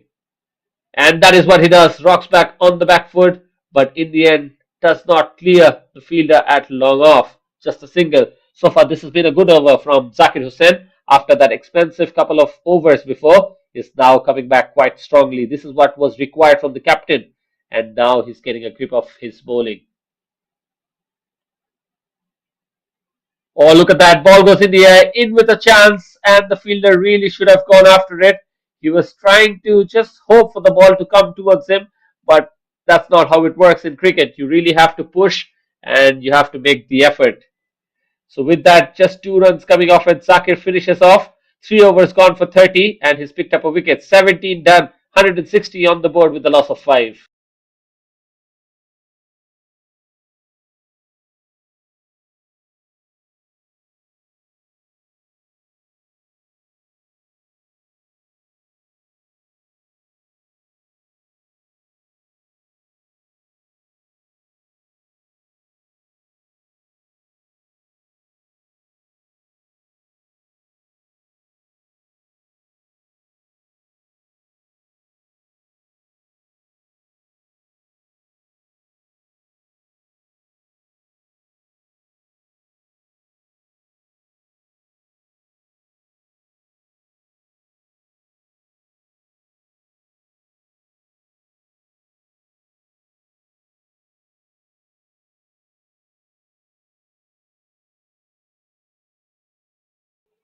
After a very long time, we're seeing the likes of Quds Aldin back into the attack. He's conceded 19 in his first two, but what a turnaround this has been. At one stage, they were losing wickets in clusters, and from there, 160 already on the board after the completion of 17. Perak has scripted a remarkable recovery, and with that power on display this time, and it is on the gap towards cow corner. He's picked up yet another boundary here, and he's definitely looking like he's taken the responsibility of being the scorer for Perak today. Just have a look at that. For a moment, I thought that has dropped inside the circle, but umpire has signaled 6. So effortless one more time, and he's getting the rewards. This is what you can achieve if you allow yourself that extra bit of time to settle in. Initially, he played a few dot deliveries, and we were wondering if he'll able to recover. But what a recovery this is! He walked in with the innings was in absolute disarray, but never looked flustered. He soaked up the pressure, rotated the strike, and then now looks like he's unleashing the big beast that is within himself. So with that, Kunsaldin is already looking like he's considered too many. 2.1 for 25, so he's been expensive definitely. 11.54 is his economy, and right now he'll have to deliver a better delivery. Not to be here, pierces the gap. Timed too well for the fielder at point to stop it. And after that 6, he's gotten a boundary. Excellent batting. And now he's turning on the party here. Mudita Lakshan has moved on to 61 of 36. What an innings this is turning out to be. It was a low full toss asking to be hit, and the batter obliged.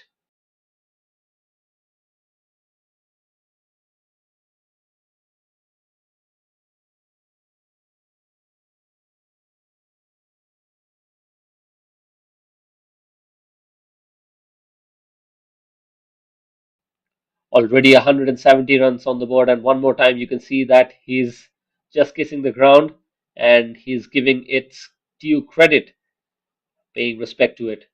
This time not in full control, ball goes down, and the fielder does well, just keeps it down to a single. Syed Rahmatullah, who's been watching from the other end, I believe now it's the time for him to just step that accelerator as well, because not too many overs remaining. They still have 5 wickets in hand. So let's see how it goes from here. Oh, what a delivery. This is a no ball. You can't do that. I think umpire will have a word with him. Have to check with Syed Rahmatullah, is he okay or not? Because that can sometimes be very painful. I think the physio will be out to just have a look, but this is not what you expect from the fast bowler. Of course, not intentionally done. I think the ball would have just come out of the grip, but as you can see that he's definitely going to be hurt. Sakir just having a word with his bowler. And you can see that absolutely it wasn't intentional. He was just trying to go for a Yorker, but in the end, just somehow Rahmatullah manages to play with the gloves at it.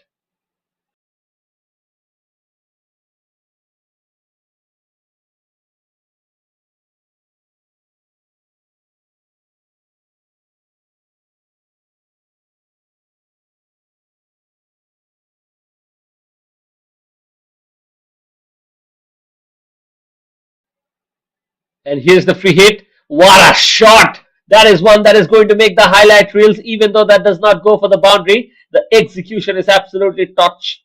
And for a moment, I feel that Mudita Lakshan can't do anything wrong here. Everything that he's attempting is paying full dividends. And right now, this over is turning out to be another expensive one. Syed Rahmatullah is on strike. He's not someone who forgets. And looks like Quds Aldin is rewarded. Just trying to create a little bit of a room. And in the end, not in any kind of position to play a square cut. So good effort by Quds Aldin. This is a comeback by the young fast bowler. The captain is giving him some words of wisdom, but we have to say that the bowler has executed his delivery to perfection here. I think attacking the stump is the right way to go, especially because he doesn't need to do anything extra. But really, we have to say that Syed Rahmatullah perhaps played the wrong line of the ball on that occasion. That's why he's having to go back to the pavilion. But what a good innings this was. Exactly what Perak needed. He scored 25 of 20, batted with a strike rate of just over 125. And this is what the situation would have demanded from him. So with just over 2 overs remaining, in comes the very, very dangerous Sharvin Muniandi. Can he pick up a few boundaries and take the total over 200? That is going to be the question.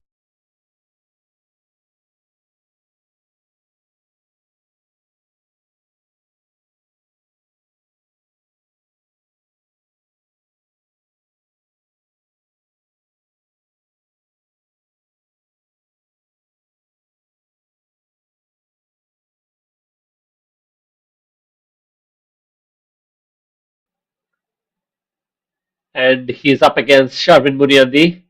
Can he produce one more magic delivery? Sharvin does not have enough time to settle in, but he does not often require that either. He's someone who can start hitting from the word go. And here he is, facing the first ball, plays it down the ground, and that will be good enough for a single to just open the account for him. But look at that, to turn that into two, that is some good running between the wickets. Mudita Lakshan is still having the legs to carry him across to the popping crease, and that really tells us a lot about his fitness. It's not easy to bat out there. It's very hot and humid, and that reminds me of someone like Saifullah Malik, who's been so good today. Scored some 80 odd runs and really batted through from opening the innings until the very end. Mudita, of course, playing a different role. He's come out to bat after wickets were tumbling at one end, and he stitched a very good partnership first with Ajab Khan and then with Syed Rahmatullah. And right now, Perak is once again cruising towards a very comfortable total. And in comes that man, Nur Muhammad Alif bin Zulfiqi. And for my liking, he was held back for far too long. At one stage, he was operating so well, maybe the captain should have just persisted with him and in the hopes of just picking up a couple of more wickets. but that wasn't to be. So far, if you ask me, the pick of the bowlers has been Nur Muhammad Alif alongside Ahmed Arif Yusuf, the off spinner. And other than that, I think everyone else has been very expensive. This is a bowler who bowls with a medium pace, and just like that, you can see that Mudita Lakshan doesn't have enough pace to work with. He's a very smart bowler, and right now he starts off doing exactly what he has done before.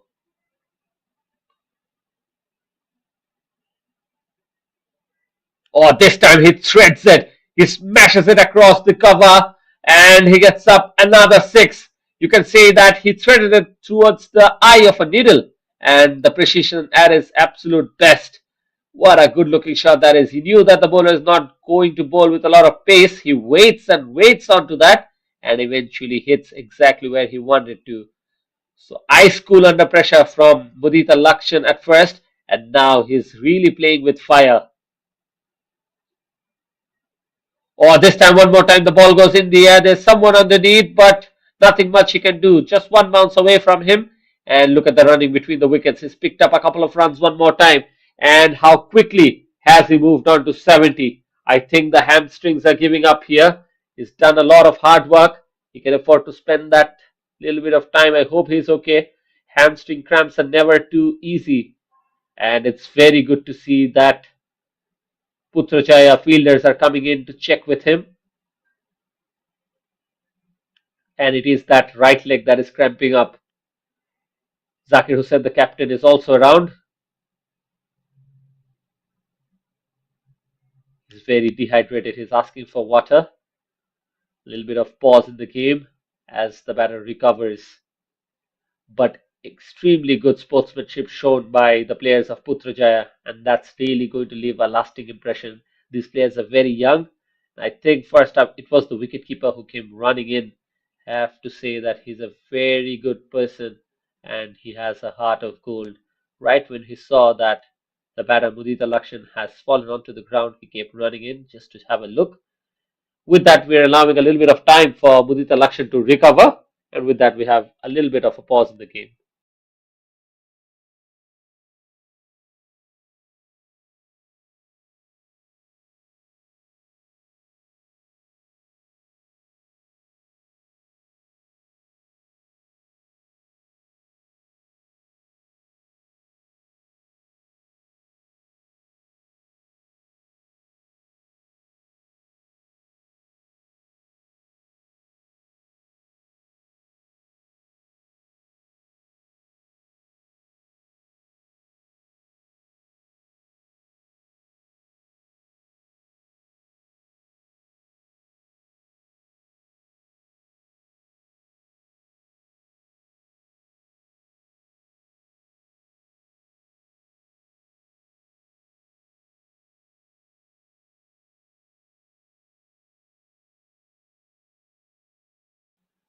Looks like Mudita Lakshan is okay to continue at the moment, 71 of 41 for that man.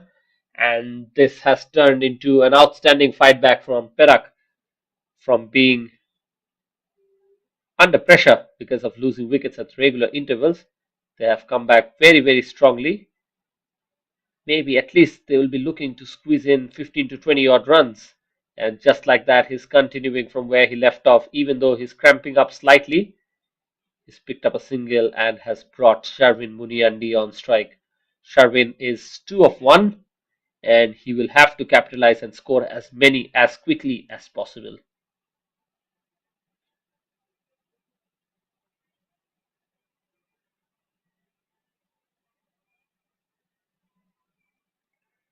Walks across, plays it straight to the fielder at cover. The captain collects, but not before the batters exchange for another single. Mudita on strike. Just one more delivery remaining. Nur Muhammad Alif has bowled a brilliant spell today. Just gone for 25 runs, even though Perak has looked to come out at him with all guns blazing.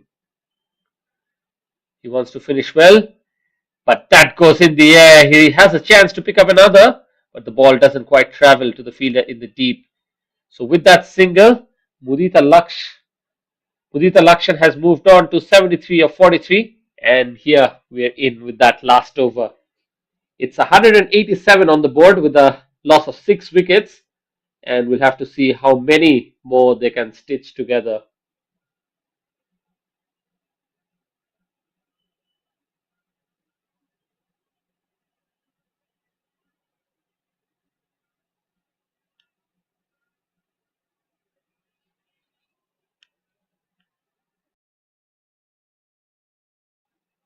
And the responsibility of the last over is given to Kudzaldeen.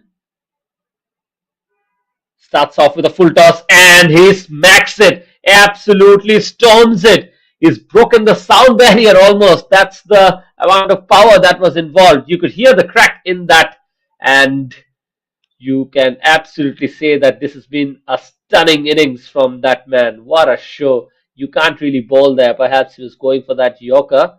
In the process, has missed his length. Mudita Lakshan has moved on to 79 of 44 deliveries. He has 5 more deliveries remaining. Can he up the scoring? Can he produce a score that is unheard of? Let's see how Kudzaldeen continues. It's a slower delivery. It is straight as an arrow. There will be some chasing and poor fielding. Disappointingly for the fielders of Putrajaya. Mahedi did the hard work. He's done lots of ground coverage, but this time the timing on that one is all that was required to take it all the way to the boundary. Good delivery, but in the end, the runs are still coming for Mudita here. And now look at the score. It is 197. Oh, there's more. There is more. Fielders are just absolute witnesses. You don't chase those because that is dismantled. The power that is going to make the captain worry about, and definitely he's delivered the goods. It is Mudita who continues, and looks like the ball is going to need some medical treatment because that has taken a lot of beating today. What a performance this has been from Mudita. He's moved on to 89 of 46. He has 3 more deliveries remaining. If the viewers know exactly what I'm talking about. Oh, look at that. It is another 6. Would you believe it? Powerful hitting at his best. And he's already got the highest individual score in this tournament. Would you believe it? Coming out of nowhere. And honestly speaking, I never anticipated it. What an innings. What a performance. And there is more. 2 more deliveries remaining. Is it around the corner? Is the 3-figure mark around?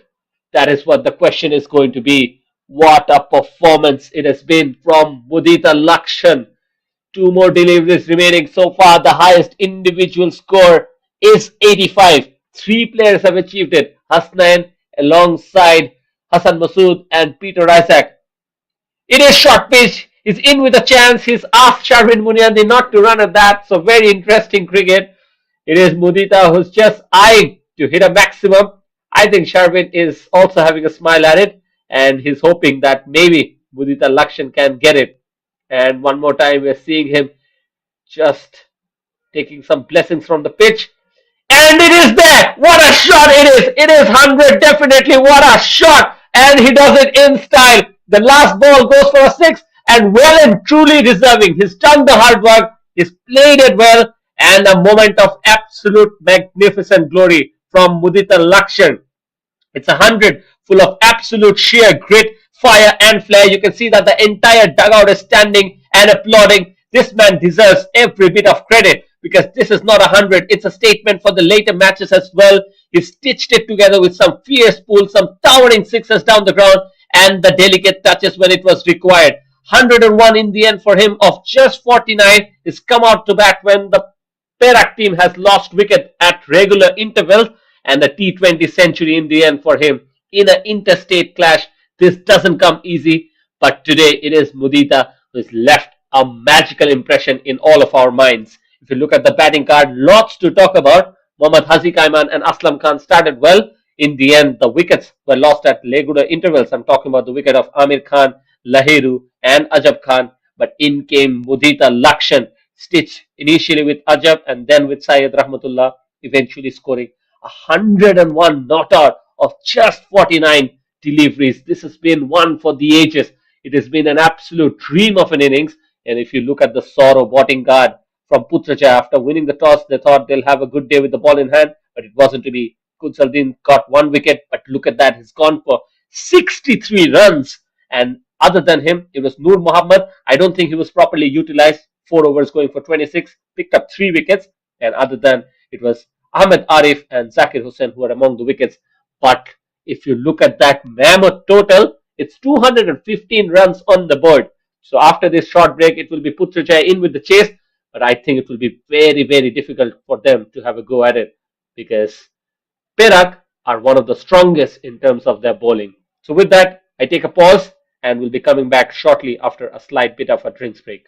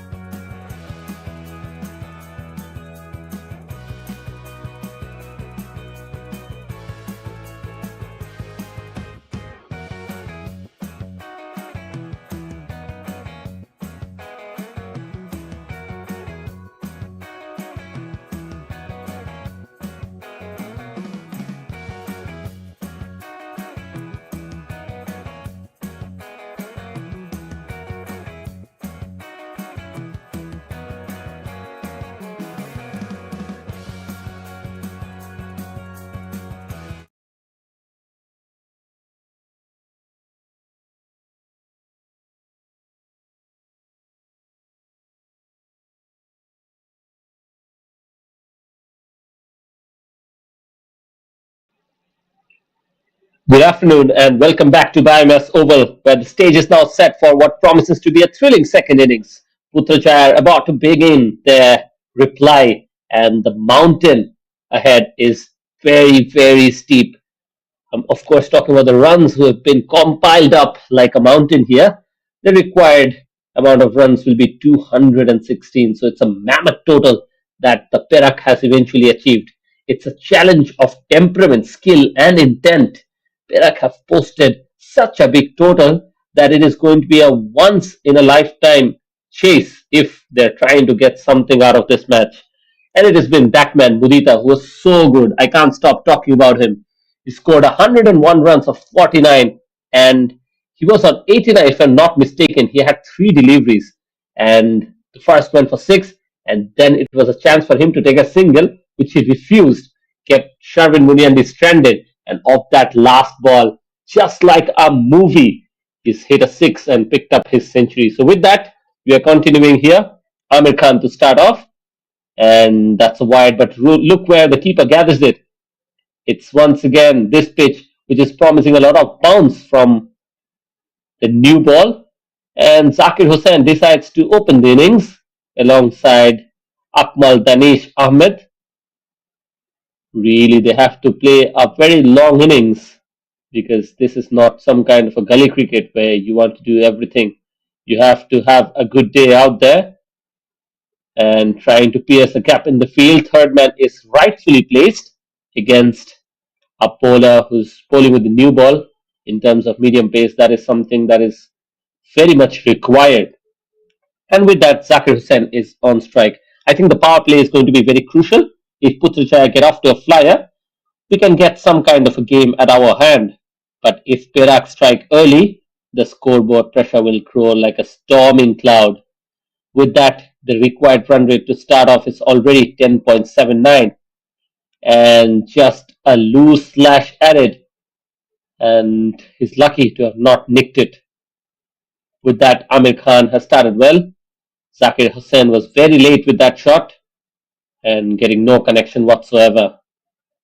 Amir Khan is known to be bowling with those outswingers, and it's his action that really takes the ball away from the right-handers. Oh, this is pulled away nicely. The ball is traveling, and Zakir Hussain is off and running with that boundary. Very good start. Exactly what the captain needs to do, and he's delivering the goods here.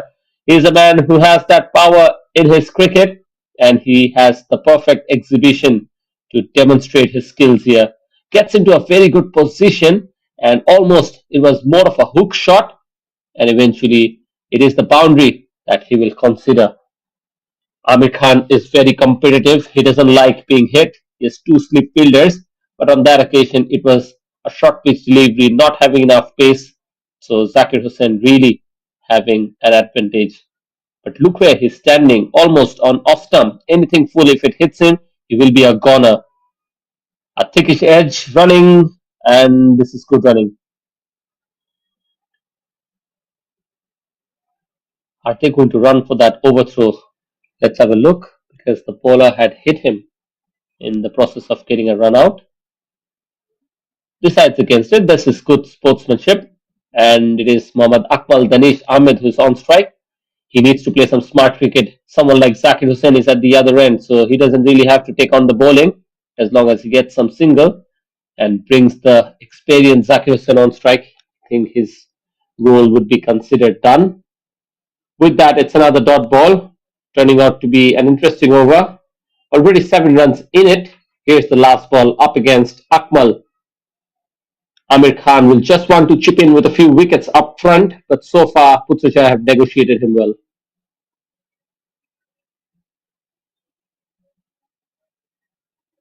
Fuller delivery this time, almost going through the defense, but in the end manages to somehow get a bat at that. First over done, it's 7 without loss.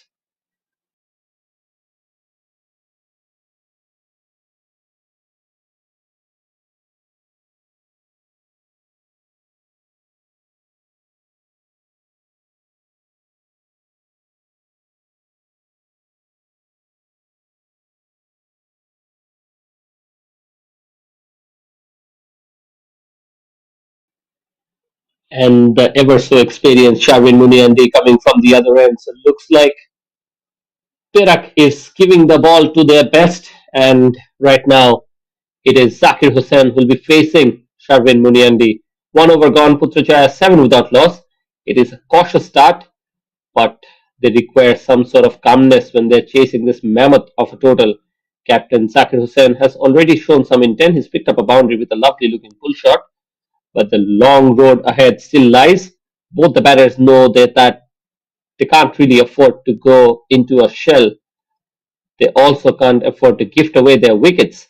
The new ball is moving slightly, and the Perak bowlers will be looking for that first crack to open the door.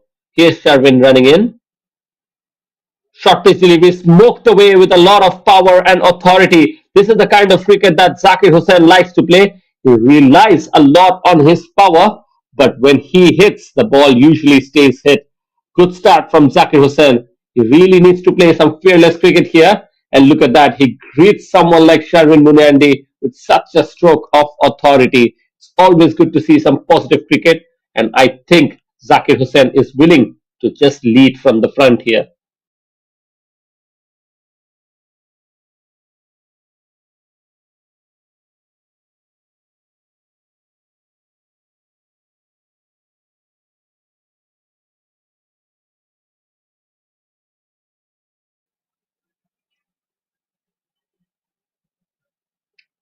Oh, that is a big wide from Sharvin Munyandi. With the action, I think the ball was always going towards the offside far too much than Sharvin would have liked.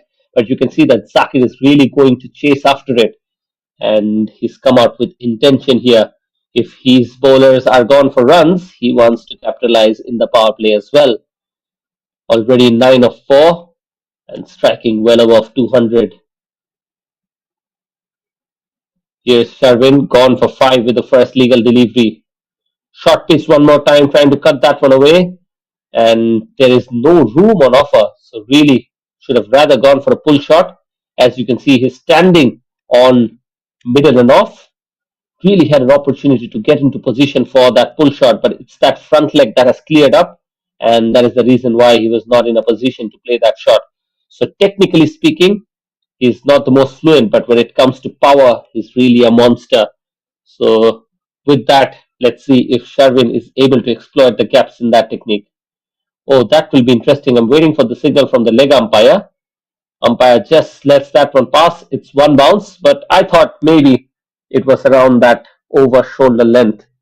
So interesting, really. He takes it up with a smile. So very good personality from Zakir Hussain on display. Doesn't really give me an impression as is someone who really argues with the decision of the umpire. Short pitch this time. Once again, you can see that the front leg is clearing way too often. And in that kind of an approach, every time the ball will be in that off stump corridor, is more often than not likely to be missing it because the front leg is never really traveling towards the pitch of the ball. So, really, one aspect of play that Sharvin Muniandi can exploit, and he definitely has the experience to just understand this, given the fact that he has already bowled 3 deliveries to him.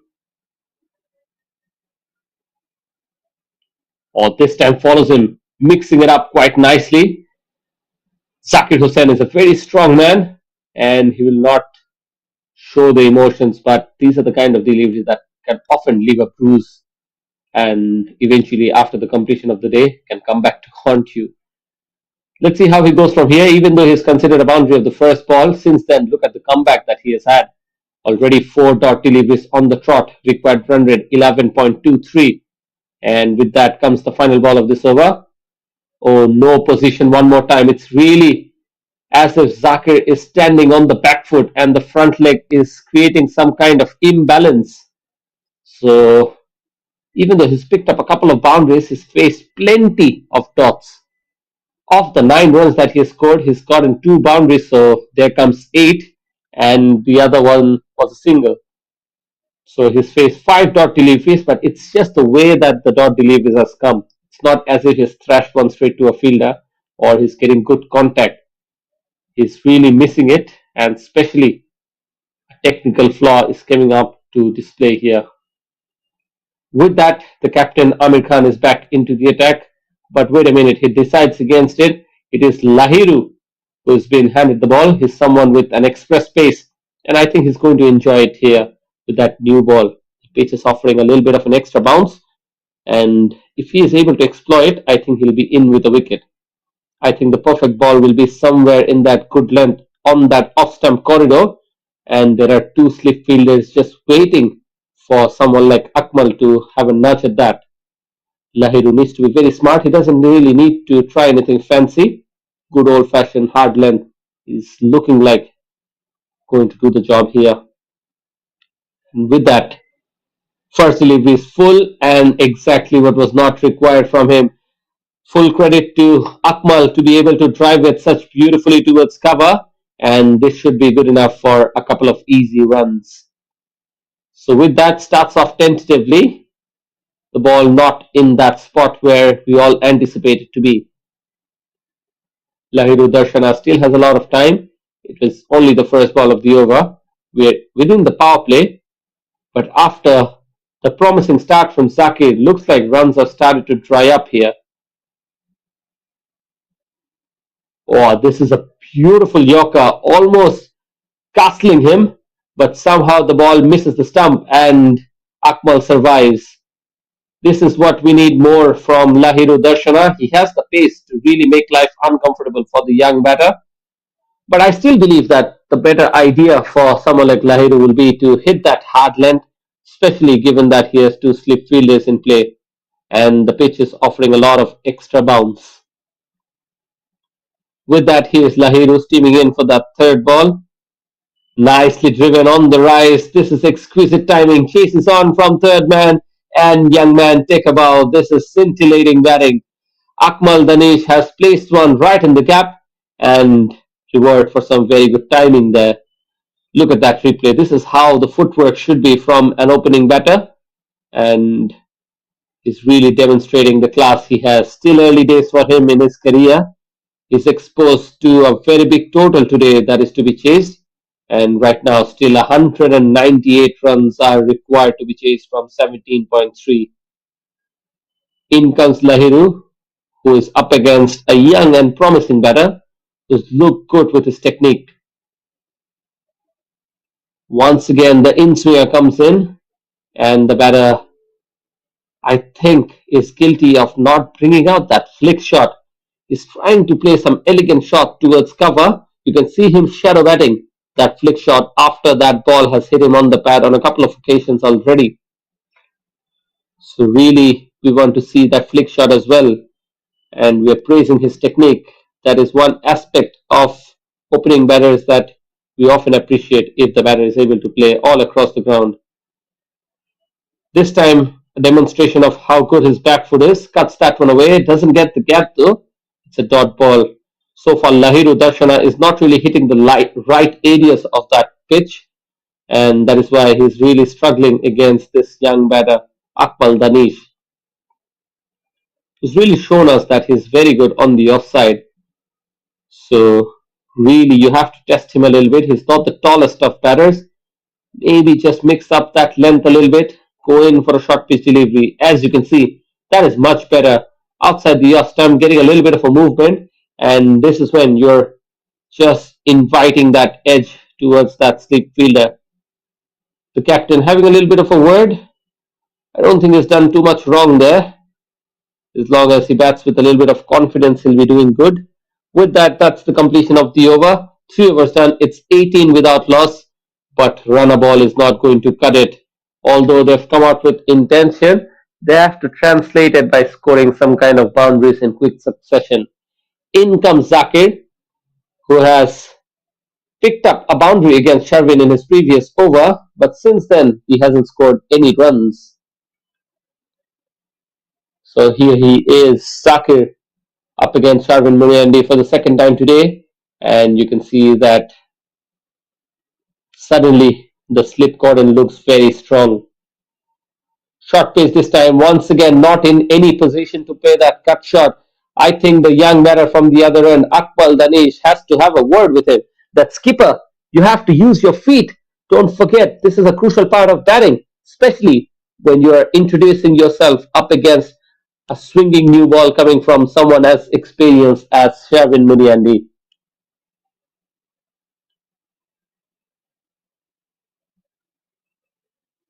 The length deliveries are the reason for trouble at the moment for Sakir.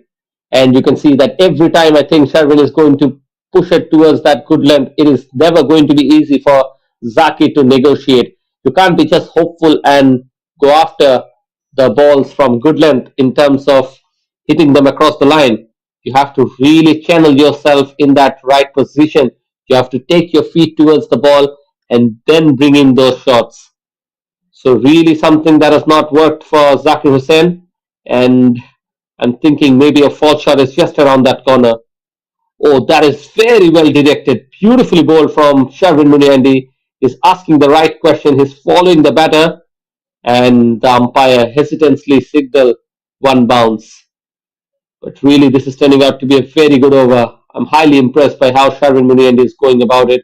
It was slightly back of a good length, and the pitch is enabling enough bounce on offer for Zakir Hussain to be very awkward in terms of dealing with it.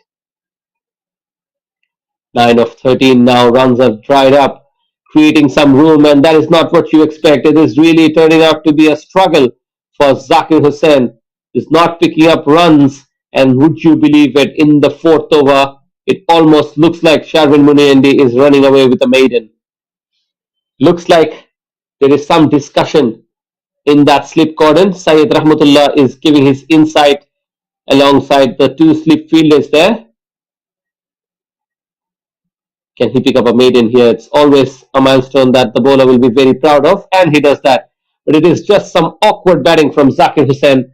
Sharvin Muniandi comes in and gets a maiden here. 4 overs done. It's 18 without loss.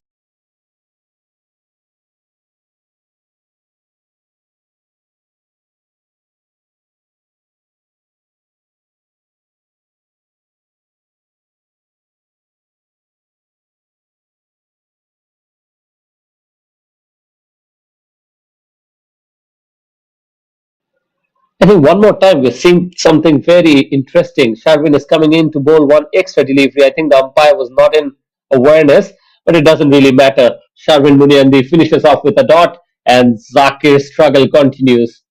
Although he started with a few boundaries, ever since Sharvin came into the attack and he stuck with that good length, he's looked very uncomfortable. The length deliveries are just creeping, and Zakir's technique, well, I have to say, it's been an interrogation. The footwork is nowhere. He's absolutely in no shape. He's hanging in there as if he's asking the bat to do some kind of a work, but it doesn't work like it. Sharvin's hitting that corridor of uncertainty, and Zakir's response so far hasn't inspired a great deal of confidence.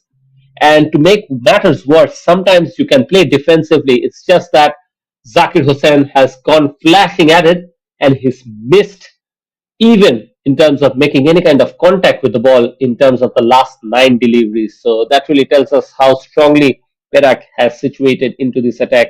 And I think the faster bowlers are the way to go.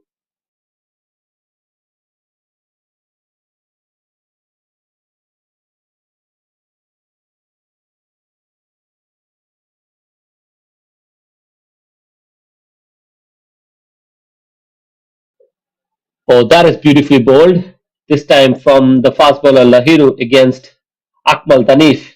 And this is really not the partnership that I think Putrajaya would have hoped for. The captain is struggling at one end, and on the other end, Akmal Danish, who's shown promises of some stylish shots, is really proving to be someone who's just not good enough at this level because he's not been able to put away the boundary, especially since he's batting at the power play. Here's Lahiru Darshana, much better shot from Akmal, but it's as if they're batting and the required run rate is just around 3 or 4. They're forgetting about the target here. They need 198 runs still, especially because someone like Sharvin Muniandi has bowled a maiden. So it's been many deliveries since when I haven't seen any kind of runs from these two batters. And right now, Lahiru Darshana is once again looking to capitalize on it. Fuller delivery this time. Finally, an attempt to break the shackles. And I think Danish will be just trying to pick a couple of runs here. At least he is looking busy because that's not the case from the captain of Putrajaya. You can see at the moment three deliveries already just for that two runs. And Lahiru Darshana is so far bowled at a touch fuller than I would have hoped for because he needs to look at how Sharvin Mudiandi has bowled. Sharvin's first over gone for just 5 runs, and then he comes back with a maiden. And the moment he realized that it's the length ball that is working, he's been stuck to that plan. Beautifully bowled. It's making life very difficult for that young man, Akmal Danish, out there. Almost follows his head, and at the very last moment, the batter decides to just pull away from that shot. So he's surviving, but that is not good enough, is it? You have to get some score going because the batters went out there with some kind of intent, but now suddenly we mentioned that they can't afford to go into a shell, but that is exactly where they are. Two more deliveries remaining now, required run rate 12.78. Oh, beautifully bowled, quicker this time, and the keeper have to be given credit. That was a good gather, and Akmal Danish almost awkwardly just exposing his stumps. He looks like he's someone who plays some good looking shots on the offside, but now I think it is quite proven he doesn't really have those shots on the leg side. I haven't seen him flicking anything, but it's that good length making life very difficult. So really getting quite awkward, just like his keeper at the other end. And just one more delivery remaining. He's up against Lahiru Darshana. Once again, this is a stunning take by Syed Rahmatullah. This is why he sets such high standards. I think if he did not get a glove at it, that ball was traveling. In the end, a bye, and they'll pick up a run. So it will be Akmal Danish will keep strike. 5 overs done. It's 21 without loss.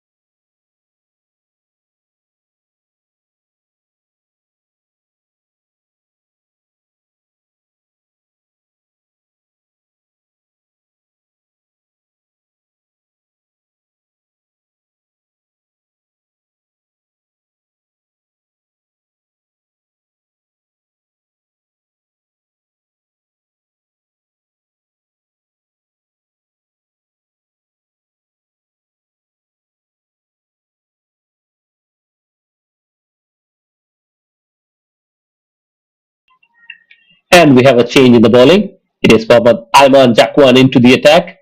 And this is the first time we're seeing spin. And this should really make life slightly easier for the two batters who struggle against the medium paces. And look at that, absolutely no bounce. So suddenly the pitch is behaving a little bit too faced. And umpires are having a little bit of a discussion.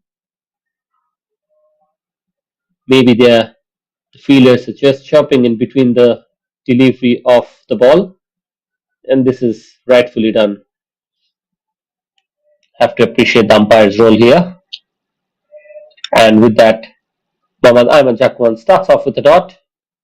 Akmal Danish looking to rotate the strike here. Let's see how it goes from here on.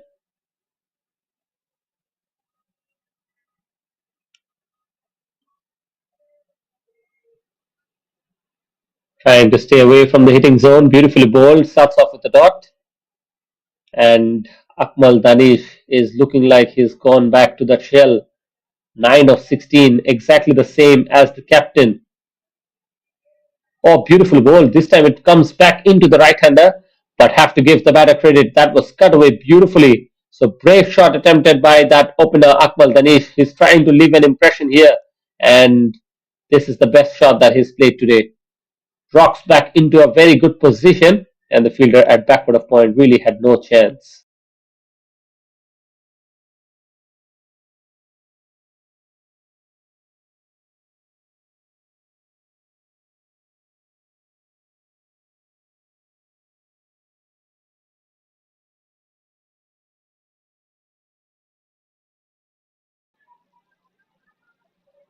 And here comes Mohammad Ayman Jakwan to continue.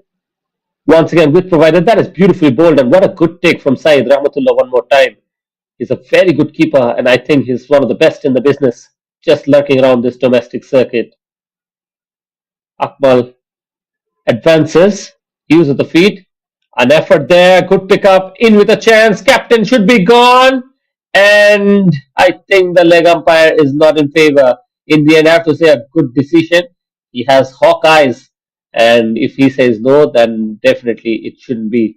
But have to give credit to Shervin Muniandi here. It was a beautiful pickup, and the shy was at the right end. This is what the young cricketers can learn. Sometimes it's not just about collecting the ball, you have to be very alert to the situation and decide in a fraction of a second which side is going to give you a better chance of a result. So Zakir is now on strike against the spin of Ayman Zakwan. He struggled against pace and much better from him. This is why I was thinking that maybe an introduction of a medium pacer to continue would be very fruitful for Perak. But looks like they're just allowing a little bit of runs to flow for Putrajaya here. Akmal is on strike again, trying to create a little bit of room and beautifully bowled. Looks like he's gone. He struck him. Mohammad Ayman Zakwan gets the reward, and finally the first wicket falls. Beautifully bowled. He was consistent throughout his over, and eventually the reward.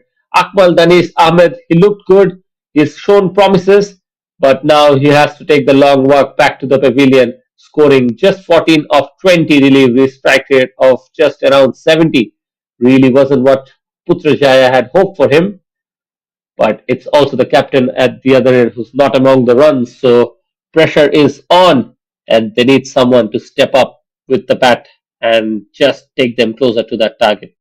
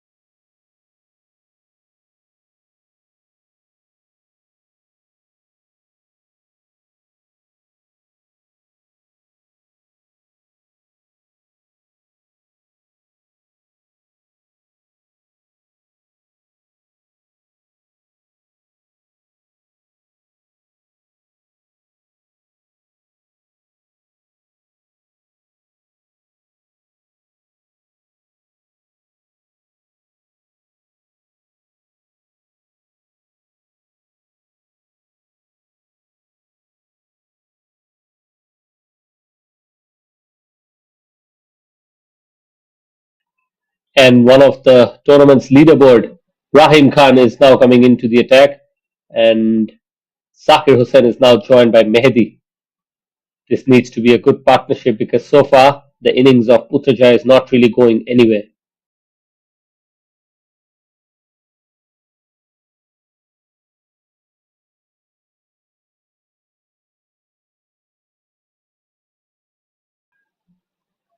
And Rahim Khan starts things off with a short pitch delivery. Zakir Hussain rocks back to the back foot, plays that nicely towards mid wicket, and in the end gets a single to bring in Mahedi on strike.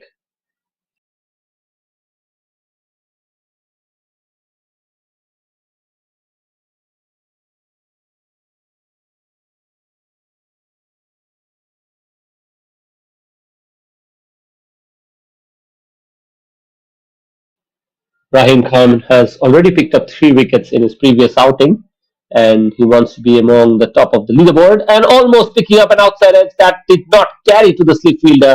So he was in with a chance, but really, we have to say that Mahedi Hassan will be very lucky to be still out there.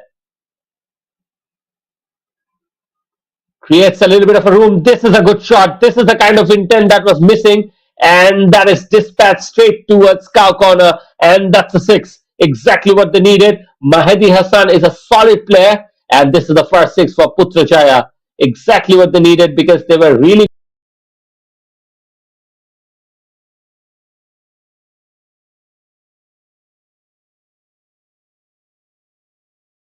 going Targeting someone like Rahim Khan is never going to be easy, and looks like Mahdi Hassan is in with intent.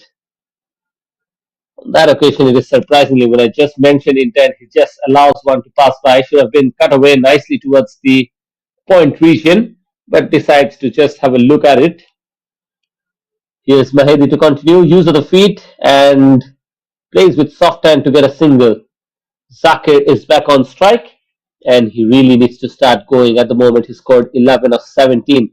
Batting with a strike rate of 64.71 is not good enough at this level, especially when you're captaining a side. Let's see how he goes from here. One more delivery remaining from Rahim Khan. And Zakir Hussain, the captain of Putrajaya, is on strike. Once again, he's clearing that front leg. Someone needs to go out there and tell Zakir that sometimes when the ball is full, you have to take your feet towards the pitch of the ball. That's when you are able to clear that boundary. This is why technique is very important. As you see on the batting card, Akmal is being the man who displays 14 of 20, and Zakir Hussain is still out there, 11 of 18, alongside Mahdi Hassan, who's just hit a glorious 6. Scored 7 of 4, and the required run rate is now 13.92. With that, the wicket taker is back into the bowling attack, and in comes Ayman Jakwan, the left arm spinner. Flighted delivery this time, ball goes in the air. What a good looking shot that is, over the top of the inside part of cover fielders. But the timing really not there. The intention definitely full credit, but needs to get some timing as well. With that single of the first ball, it is Zakir who's back on strike. He's really struggling out there, although he started off so well, picked up 2 boundaries, but now runs have dried up for him. Can he pick up a boundary here? The required run rate is 14. Flighted delivery, Syed Rahmatullah should have taken it. For a moment, I thought there was some kind of edge involved. Living very dangerously. That template of just swinging at everything is not working for Zakir.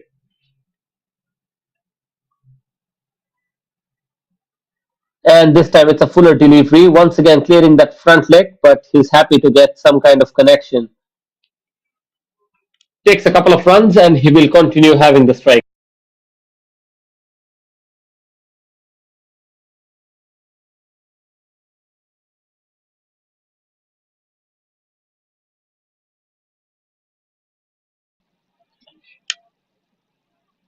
And this time he's played that onto the leg side, no timing whatsoever. It will be a single, and Mahedi, who's looked the better of the two batters, is now on strike. Ayman Jakwan has bowled 4 deliveries for 4 runs, turning out to be a very good over. Can he pick up a wicket? And he'll definitely like that of Mahedi Hassan, giving himself that little bit of room, and almost at the very last moment decides to play at it, because if he didn't, that ball was going to hit the stump. Good looking disguised delivery from Muhammad Ayman Jakwan. One more delivery remaining with that, and to face it is Mahedi. Short pitch delivery cramps him up, and Mahedi will keep strike. That's the completion of 8 overs. It is 40 on the board with a loss of 1.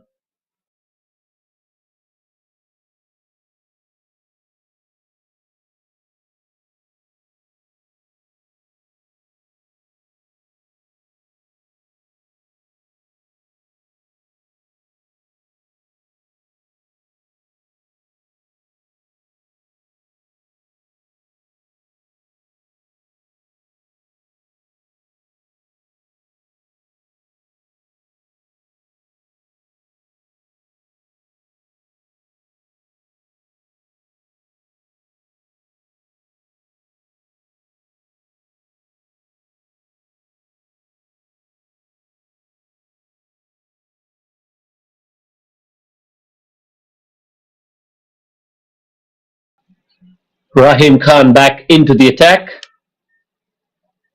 and that is a good delivery to start it off. There's a hint of movement, and there is turn on offer. So good start by Rahim Khan. Considered 8 in the previous over, so needs to come back nicely here. And this is another good shot that is smacked away, but straight to the fielder. You can't really keep this man away from action. Rahim Khan picks up another, and he's picked up three previously, and now in this match is already among the wickets. Ajab Khan takes an easy catch, and that really sends off Mahedi Hassan, who came out to bat with some intent. Now, disappointingly, he has to take the long walk back. So the only batter from Putrajaya who's looked positive is going back to the hut, and now we'll have to wait and see who is replacing him.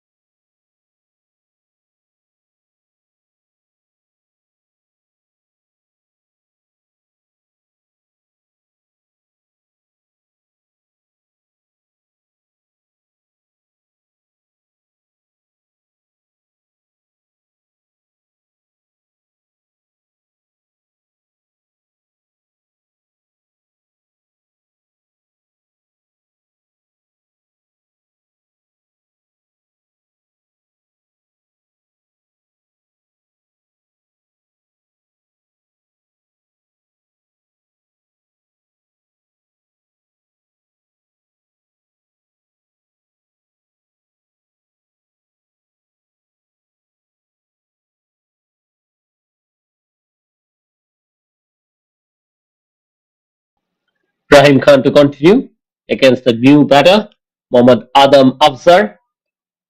The captain is still out there. Zakir Hussain, 14 of 21 deliveries, and wickets are now falling for Putrajaya here.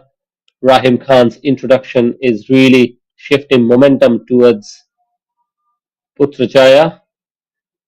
That's what they thought, but then Rahim Khan came strongly back and he's picked up the wicket of the danger man Mahedi Hassan.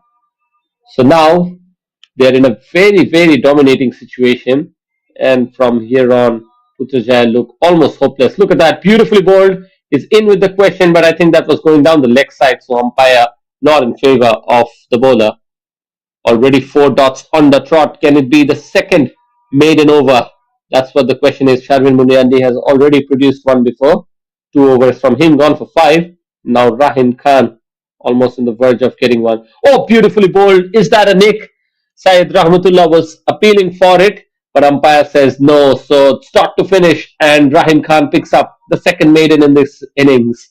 So far, if you look at the bowling card, Amir Khan Malik 1 over for 7, Sharvin Muniandi 2 for 5, Lahiru Darshana 2 over for 8, and Muhammad Ayman Zakwan 2 overs for 11, picking up one wicket alongside Rahim Khan. Finished this over. 2 overs completed for him. He's gone for 8 runs and picked up a wicket. So everyone really bowling so well, and most of their economy is under 6. That tells us a reason why the team's run rate is 4.44. And with that, we have another change in the bowling. Looks like they have decided to introduce more spin into the attack. Zakir is on strike. It is that man, Mudita Lakshan, who's been an absolute phenom with the bat in hand today. He's gotten the first 100 of this tournament, and everyone else was hovering around in the 80s. But this man has stepped up a notch and delivered the goods today. Let's see how he goes with the ball in hand and if he's able to produce an all round effort.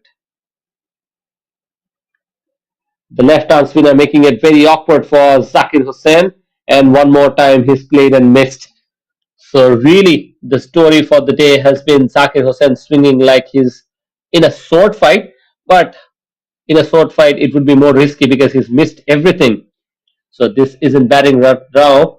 You can see one more time he's gone for that wild slog and he's missed it. I was mentioning this isn't batting right now. It's as if it's an agricultural slashing, and so far Mudita has full control, and whenever the bowler has bowled length, it's been very difficult for Zakir. Look at that, 3 misses on the trot, and right now a cluster of dot deliveries we have often seen have resulted in a false shot. So let's see if Zakir Hussain is trying to do something extra here. The worrying sign has been the fact that he's trying to force his way out of trouble. And look at that. He has the power, smashes it, and that is it. Zakir Hussain is gone, and this has been a very poor effort with the bat in hand for him. He scored 14 of just 23 deliveries, and this has not really been his best day. So you have to say that that was coming. We all thought that it could be. Zakir's scratchy stay comes to an end, and he never looked like he was settled. With that, we have a little bit of a drinks break. We'll be coming back shortly with live action. Stay with us.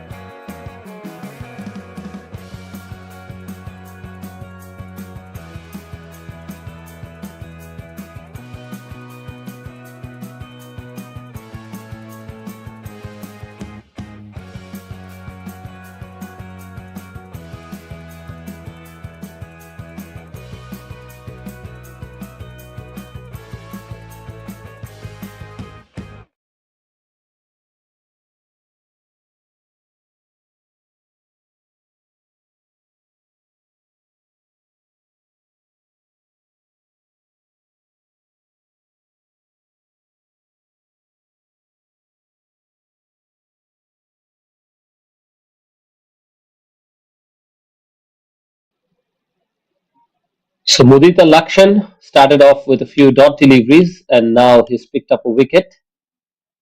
The captain of Putrajaya, Zakir Hussain, has gone back to the hut. He scored 14 of 25, and it's really been a struggle for him.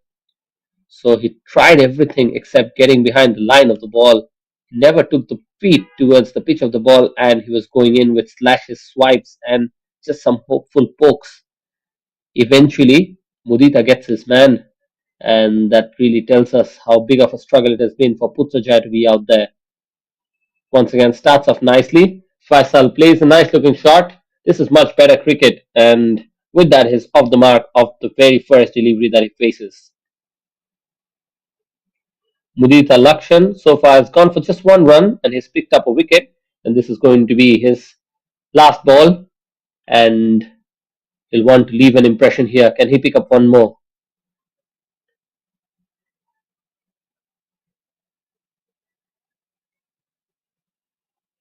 Beautifully done, extremely well bowled, and he finishes off with a dot.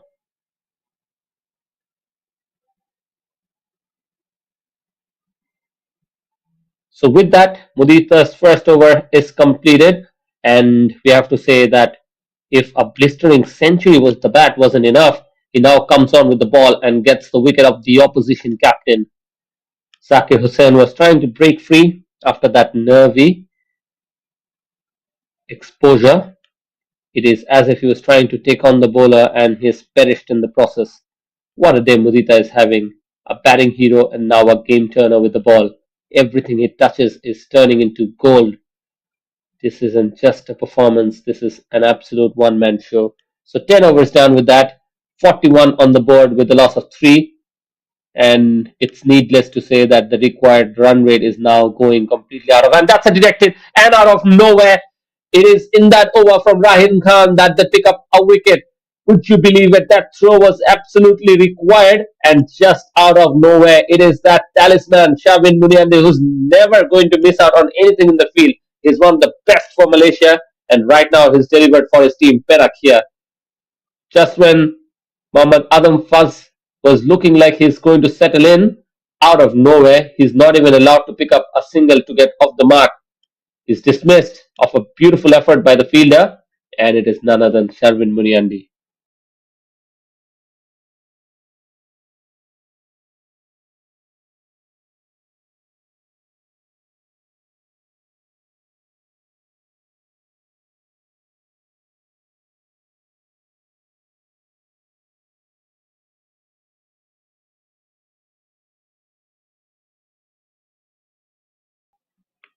Ahmed Arif Yusuf is walking out to the middle, and he's coming out to face a very pumped up Rahim Khan, and it is never going to be easy to face him first up.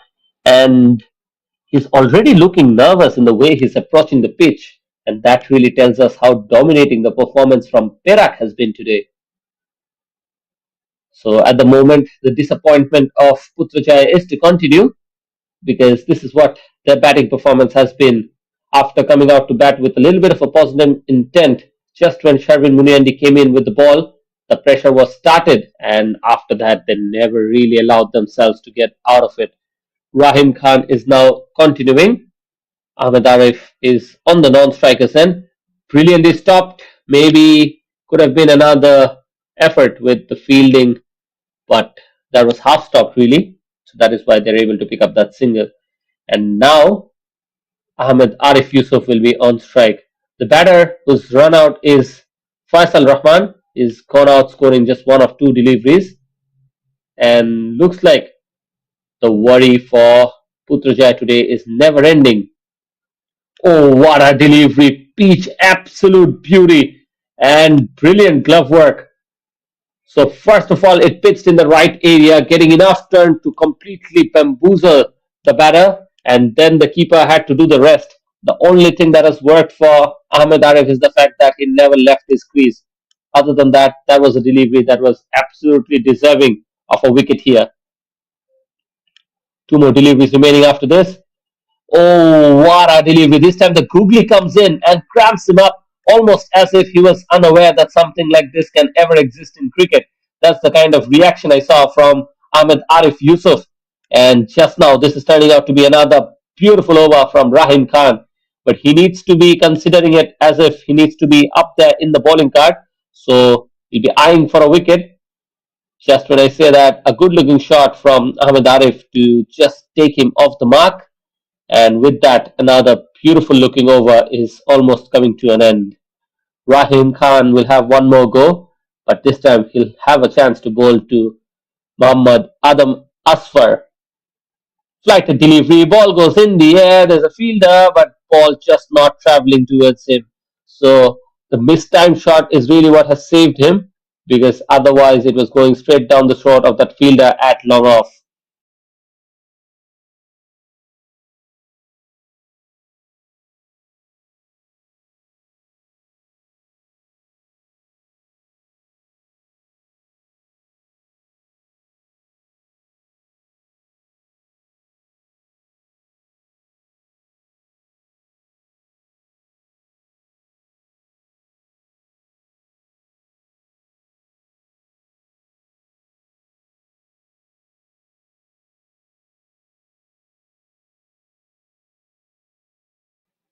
Ball is again handed over to Mudita Lakshan, and at this stage, to call it a struggle would be an understatement. It's been a crawl through quicksand, if I can say. The scoreboard, it's not just stuck, it's suffocating now. Even another dot ball to start off by Mudita Lakshan. The asking rate has already flied out of reach, and from here it is absolutely logical to presume that they will be able to make something out of it. Just when I say that, one is lofted up in the air, and for a moment I thought he'll be able to catch it, but the ball just lands short of him. But full marks for effort there. You can see it in the replay. It was a flight delivery, almost asking the batter to go after it. and the ball was in the air for a long time, but Sharvin was not able to clear the ground because if Sharvin does not clear the ground, nobody else would have. This time it's a very good hit. It is that man, Mohammad Arif, who was on strike and he's taken charge, dismantling it towards the cover and picks up a crucial boundary for Putrajaya. It's now all about respect. They want to put in a score that they will be feeling that they've done a good job with. And right now, Ahmed Arif Muhammad Yusuf is someone who's done good job with the ball in hand. Now continuing with the bat. That's six. And he moves on to seven of just four deliveries.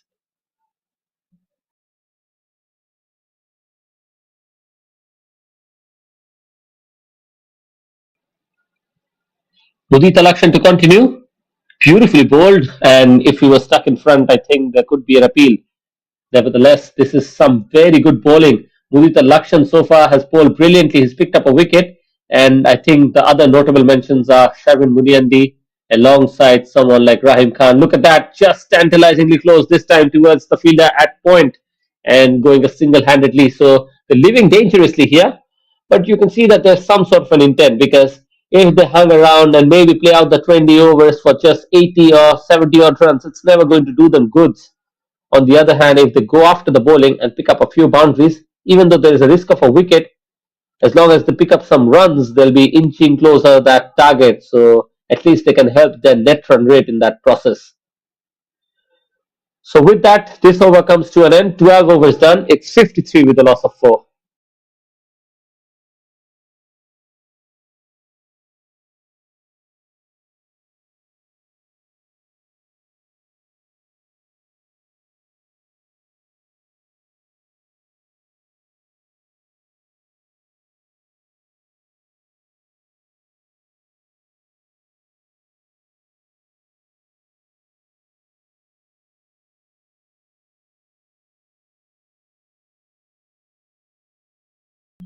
The leg spinner to continue starts off with a very good looking shot against him. Nicely played towards the offside, and he gets some runs here.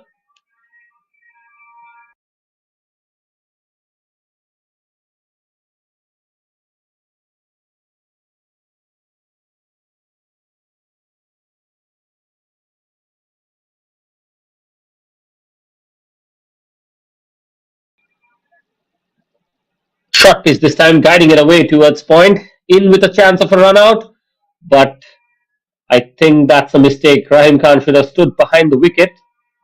On that occasion, they have completed that run eventually with a lot of ease.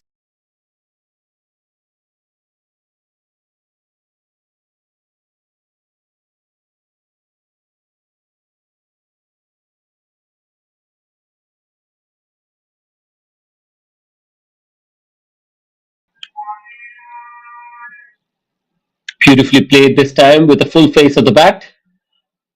Ahmed Arif is someone who's playing with a good technique, and that is something we have to appreciate. He's looking good.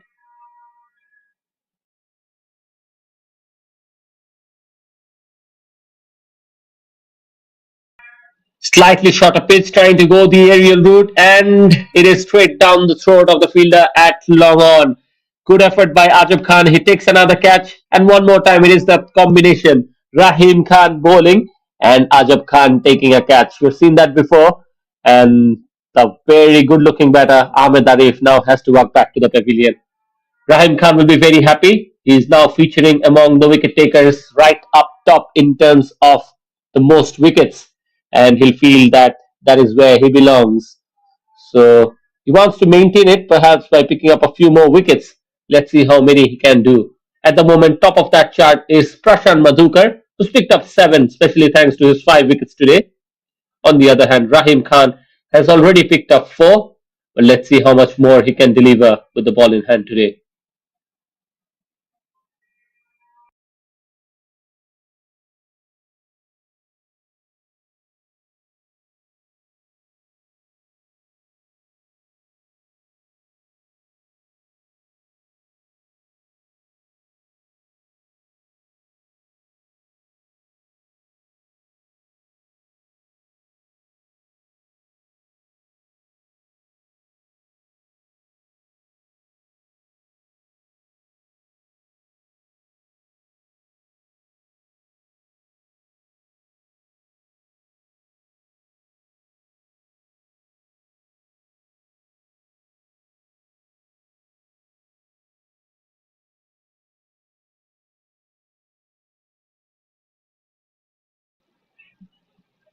Rahim Khan has two more deliveries remaining to just pick up another one and starts off nicely.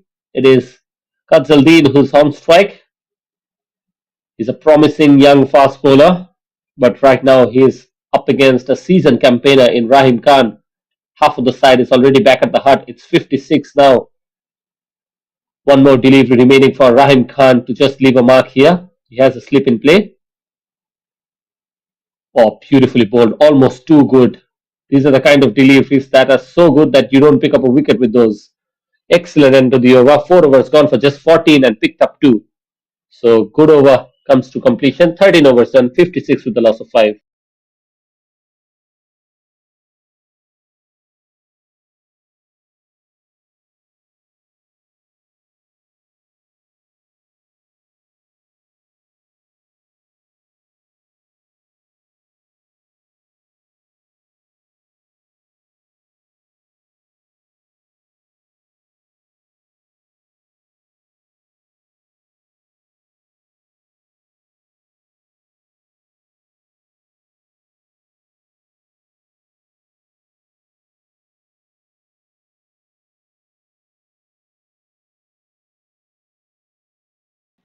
Mudita to continue and almost gets one past the batter. Just too good for the batters out there today. That has been the story from Perak so far with the ball in hand. Gets a single, and with that, it will be Kadzaldeen on strike.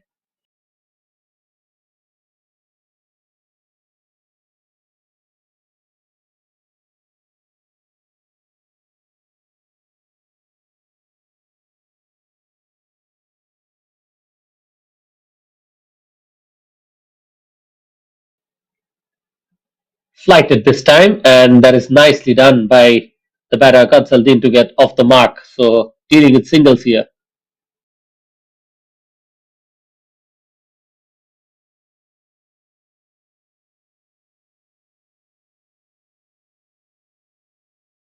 And that goes straight up in the air. The fielder are running in but falls in no man's land. So Mudita is trying to be featuring himself among the wickets. He's already picked up one, but he wants to climb that chart as well.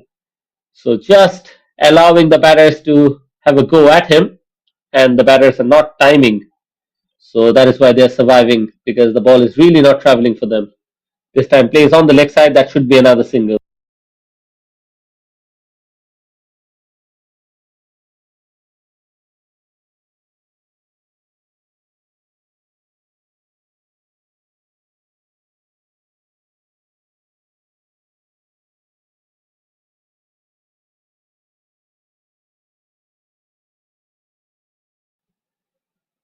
Looks like they're only going at it in terms of playing it on the leg side. And at the moment, singles are not going to cost Perak anything.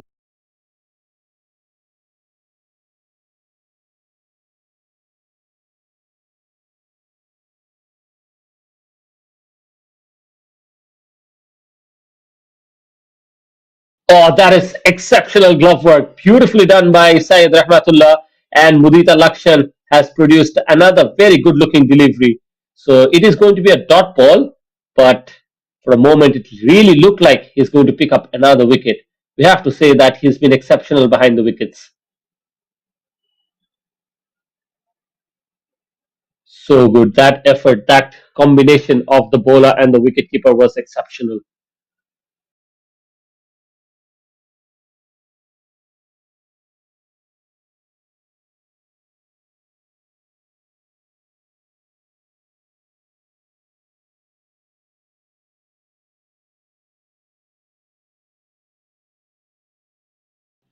Another spinner to operate, Mohammad Ayman Jakwan. 2 overs gone for 11, and he's picked up a wicket as well.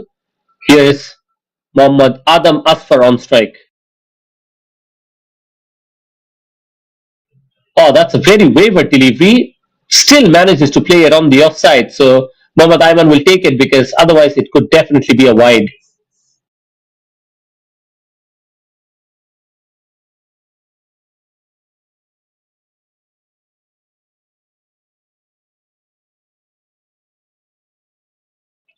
Much better this time, all along the ground. And Sharwin really tried to stop it, but eventually the ball just won the race against him. Another single for Constantine and brings back Mohammad Adam Asfar on strike.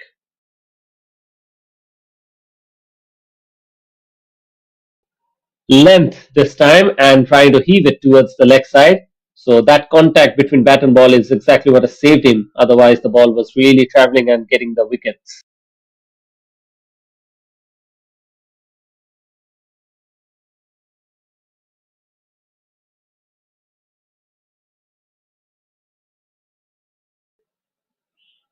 Flighted delivery this time, once again trying to slog it towards the leg side.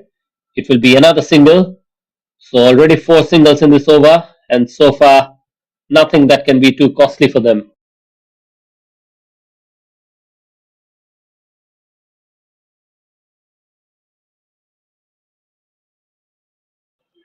Beautifully bowled this time from Ayman Jakwan, beating that outside edge. That's really something that always excites the wicketkeeper on that occasion, exactly demonstrating it. Waits onto that one and plays that nicely towards back of point. So this is another economical over. 15 done, it's 65 with the loss of 5.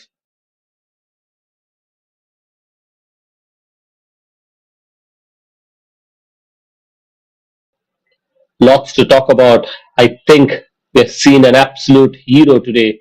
Mudita Lakshan, 101 of 49, and now look at him feature among the wickets as well. He's picked up one wicket, giving away just 15 runs, and that really tells us a lot about how in cricket, if one man is having a good day, he can often translate it in the other departments as well. And he's back to continue. Just 5 overs remaining now, and Putrajaya are just trying to play to some respectability. They need 151 runs, and this match is definitely going to take a big hit on their net run rate. Flighted and followed, so not allowing the batter to free his arm, and that's going to be another dot.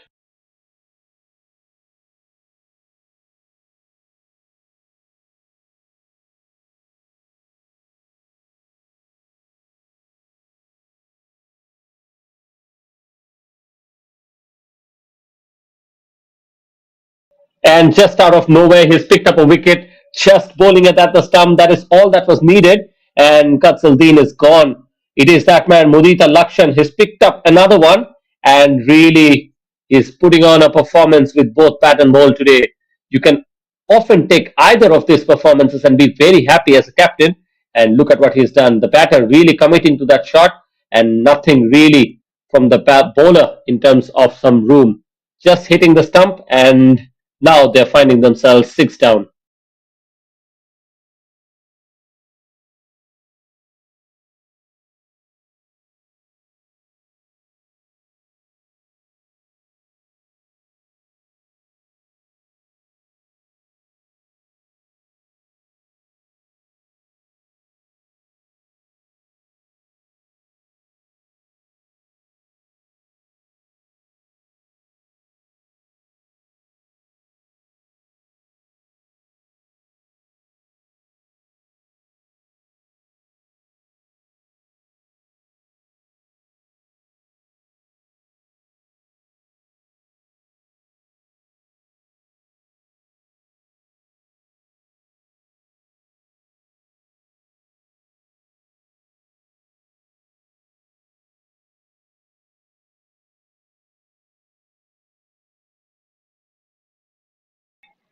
The new batter who's come up to bat is Mohammad Amirul.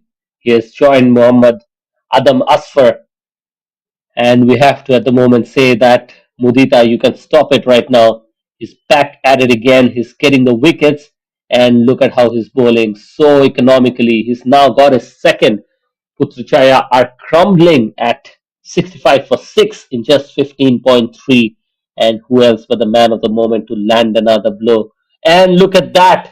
Would you believe it? He's picked up another wicket and he's not really doing anything. It's not like a mystery spin or something that the bowlers are having to do a lot with it. It's just out of nowhere. The batters are thinking that, okay, you've picked up 100 against us, take a few wickets as well.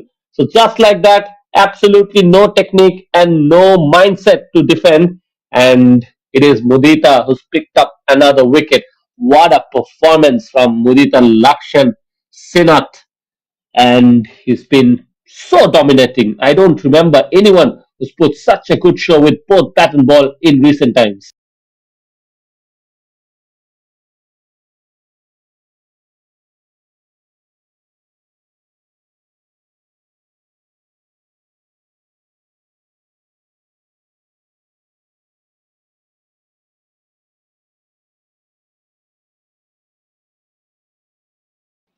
Azul Hadif is now walking out to the middle, and he's up against Mudita Lakshan, who's really having one of those days that even I think players dream of.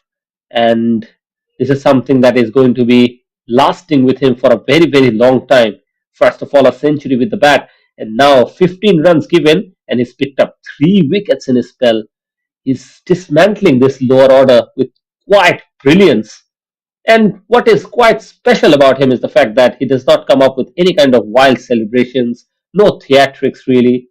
He's just so calm, and every time he's picking up a wicket, he just goes back to his mark as if this is all part of the plan. So, really, Murita is painting a masterpiece today, and he's done it with both bat and ball. Putrajaya simply watching it, and they're being absolutely helpless at this stage. 151 runs still needed, and that has hit him. Ezazul Hadif is going to be under tremendous pain because it has hit him on that unprotected area. This is the second time I think I've seen a batter getting hit, and doesn't look comfortable. Look at it, slightly quicker through the air, and it hurried him. So really, I think the physio will be out there to have a little bit of a check, but they should be able to continue because they don't want to show pain. They want to show how strong they are, how determined they are to perform for their teams. One more delivery remaining. So far, 3.5 and given away 15, picking up 3 wickets. What a performance it has been with the ball. And I don't have to remind our viewers how good he has been with the bat. So here he is, last ball of this spell, looking to pick up another one. It is Izazul Hadif on strike. Flighted delivery somehow is away from that off stump and almost would have finished with a perfect 4. So with that, he finishes with a maiden. At least that's something he's not done today.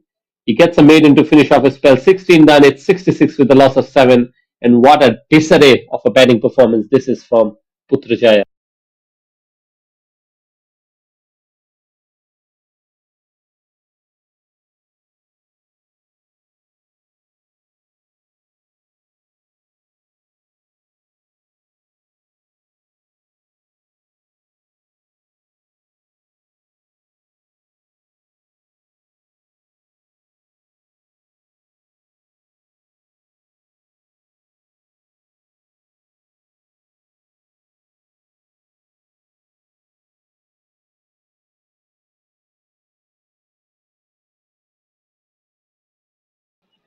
The score on the board is 65 for 7 in 16. And I want to remind our viewers that they're chasing 216. Sometimes in cricket, the scoreboard doesn't just reflect a failure, it reflects a complete unraveling. And sadly for Putrajaya, that is exactly what it is. This isn't just about losing, it's about never turning up for the chase. This has been no clarity, especially from up top. I have to say that the captain hadn't delivered, and his partner was also struggling for some runs. And after that, it has continued throughout. There has been no partnership. It's been hesitant in terms of footwork. There has been scrambled minds, and at the moment, it's just a batting order that has looked overwhelmed from the moment that the target was posted. Sometimes you go out there to chase 216, not just with runs, with a little bit of a self belief. And look at how he's playing Sharvin Muniandi, exactly how his captain was playing, not making any kind of contact. And Muhammad Adam Asfar is just delaying the inevitable. He scored 10 runs of 20 deliveries, and this is not really helping anything. Even mathematically speaking, this is not possible anymore. 41 required in terms of required run rate, and just 3.4 overs remaining. Look at that, just teasing that outside edge, and Sharvin Muniani wants to feature among the wickets, but So far, he's not there. The bowlers were struggling for Putrajaya as well, but it's really the batters who simply did not honour any kind of effort. It's been a slow and painful slide, and unless they find something miraculous, this will go down as a performance that will be best remembered as an absolute submission. When I say that the ball is chipped in the air, there's a fielder, and finally it is Sharvin who is also among the wickets, deservingly so. He's bowled so well. He's been ever so economical. He's given away runs at an economy of under two at the moment, and it is a good catch at backward of square leg. So one more wicket falls. Muhammad Adam Asfar has to walk back to the pavilion, and Sharvin Muniandi will be very happy that he's finally featured among the wickets.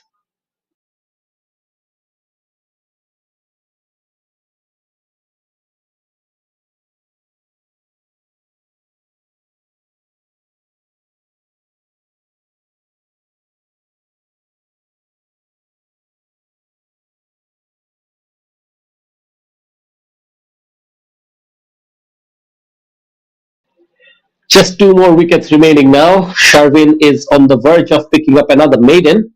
The new batter will be just walking in, and let's see how he goes from here because he can't really score the runs. Can he last the entire 20 overs? We'll have to wait and see.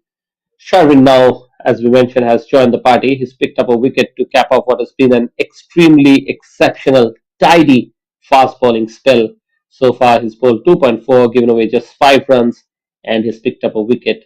In a game where others have dazzled, Sharvin has quietly done his job. As often we talk about Sharvin being the silent assassin, today it was not much about fireworks and just about pure discipline. Every time he's pitched the ball in that good length, it's been impossible for the batters to even get some kind of a bat at it.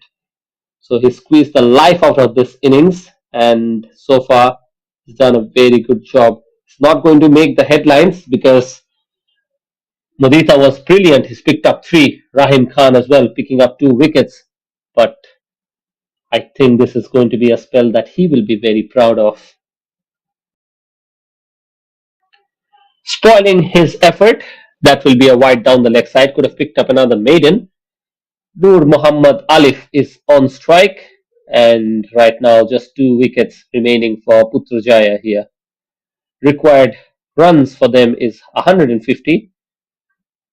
Beautifully done. An appeal there. I don't know how, if the finger doesn't go up, what could be explained this with.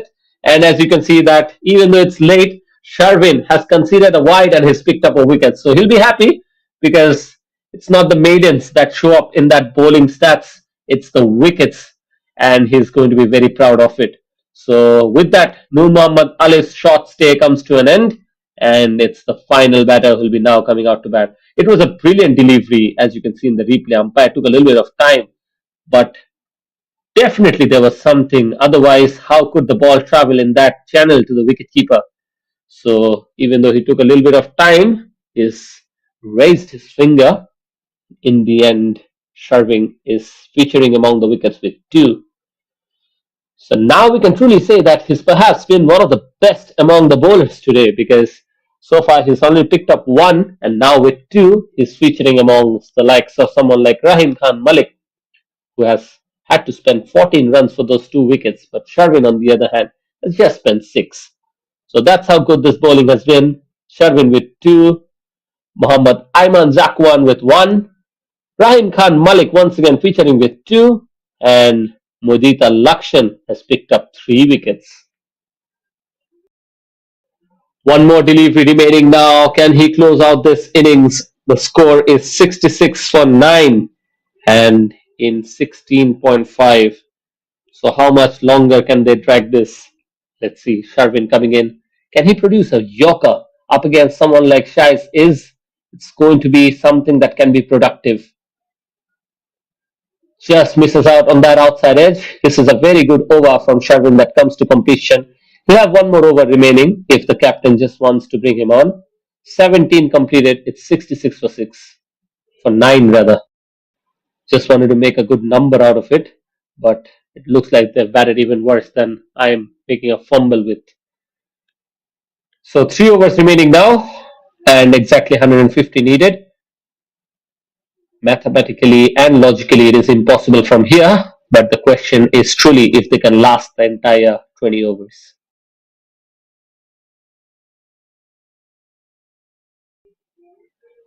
And it looks like someone else is introduced. Looks like Amir Khan is trying a few of his bowlers. Norman Haikal is given the ball for the first time today. Amir Khan has bowled just 1 over today. It looks like the captain had decided that he doesn't need to come into bowling. Sharmin Munian is 3 overs going for six, picking up 2 wickets. Lahilu Darsana has bowled 2 overs, gone for eight. Mohammad Aiman Jakwan has bowled 3 for 15 and picked up a wicket. But it is really Rahim Khan Malik and Mudita Lakshan who's broken the chase of it by picking up 2 and 3 wickets respectively. Here is the medium pacer coming into the attack, and all he needs to do is attack the stump. Exactly what he does. First ball and closes the innings in style. So in the end, they have won the match by 140 runs. Would you believe it? What a performance this has been. That's the end of it. Putrajaya eventually is all out. Perak win this match by a colossal margin of 149 runs. In a game that promised fireworks, we saw a bit of them in the previous innings, but in this second innings, it was completely one sided domination. This wasn't quite a win, it was a statement, a demolition, and an absolute outclassing of all the departments by Perak against Putrajaya. Mudita, you have to take a bow here. First up, a glorious century, and then he followed it up by a match winning spell with the ball. He's given away just 15 runs and picked up three, supported well by Sharvin and Rahim Khan, who's picked up 2 wickets each. The only batter who really stood tall was Akmal, the opener, scoring 14 of 20, and the captain 14 of 25. It was a struggle for him, and in the end, a struggle for the team as well. 66 runs, and they've been dismantled. A crushing victory for Perak, and it's been a humbling day for Putrajaya, realizing the level of cricket that they are playing. Perak have won this match by 149 runs, and that will boost their net run rate as well. With that, I'm Abrar Hussain. I'll be taking your leave. We'll be back with further action the other days as well. So, with that, I request our viewers to stay with us, and thank you very much for staying with us throughout the day.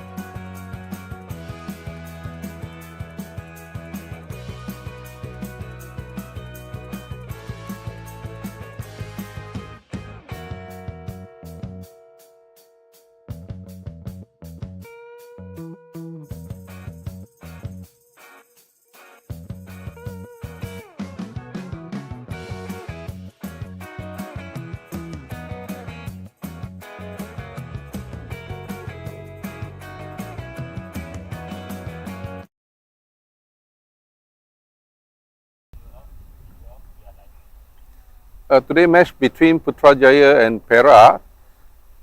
Player of the match today is Mudita with 101 run not out and 3 for 15. Well done.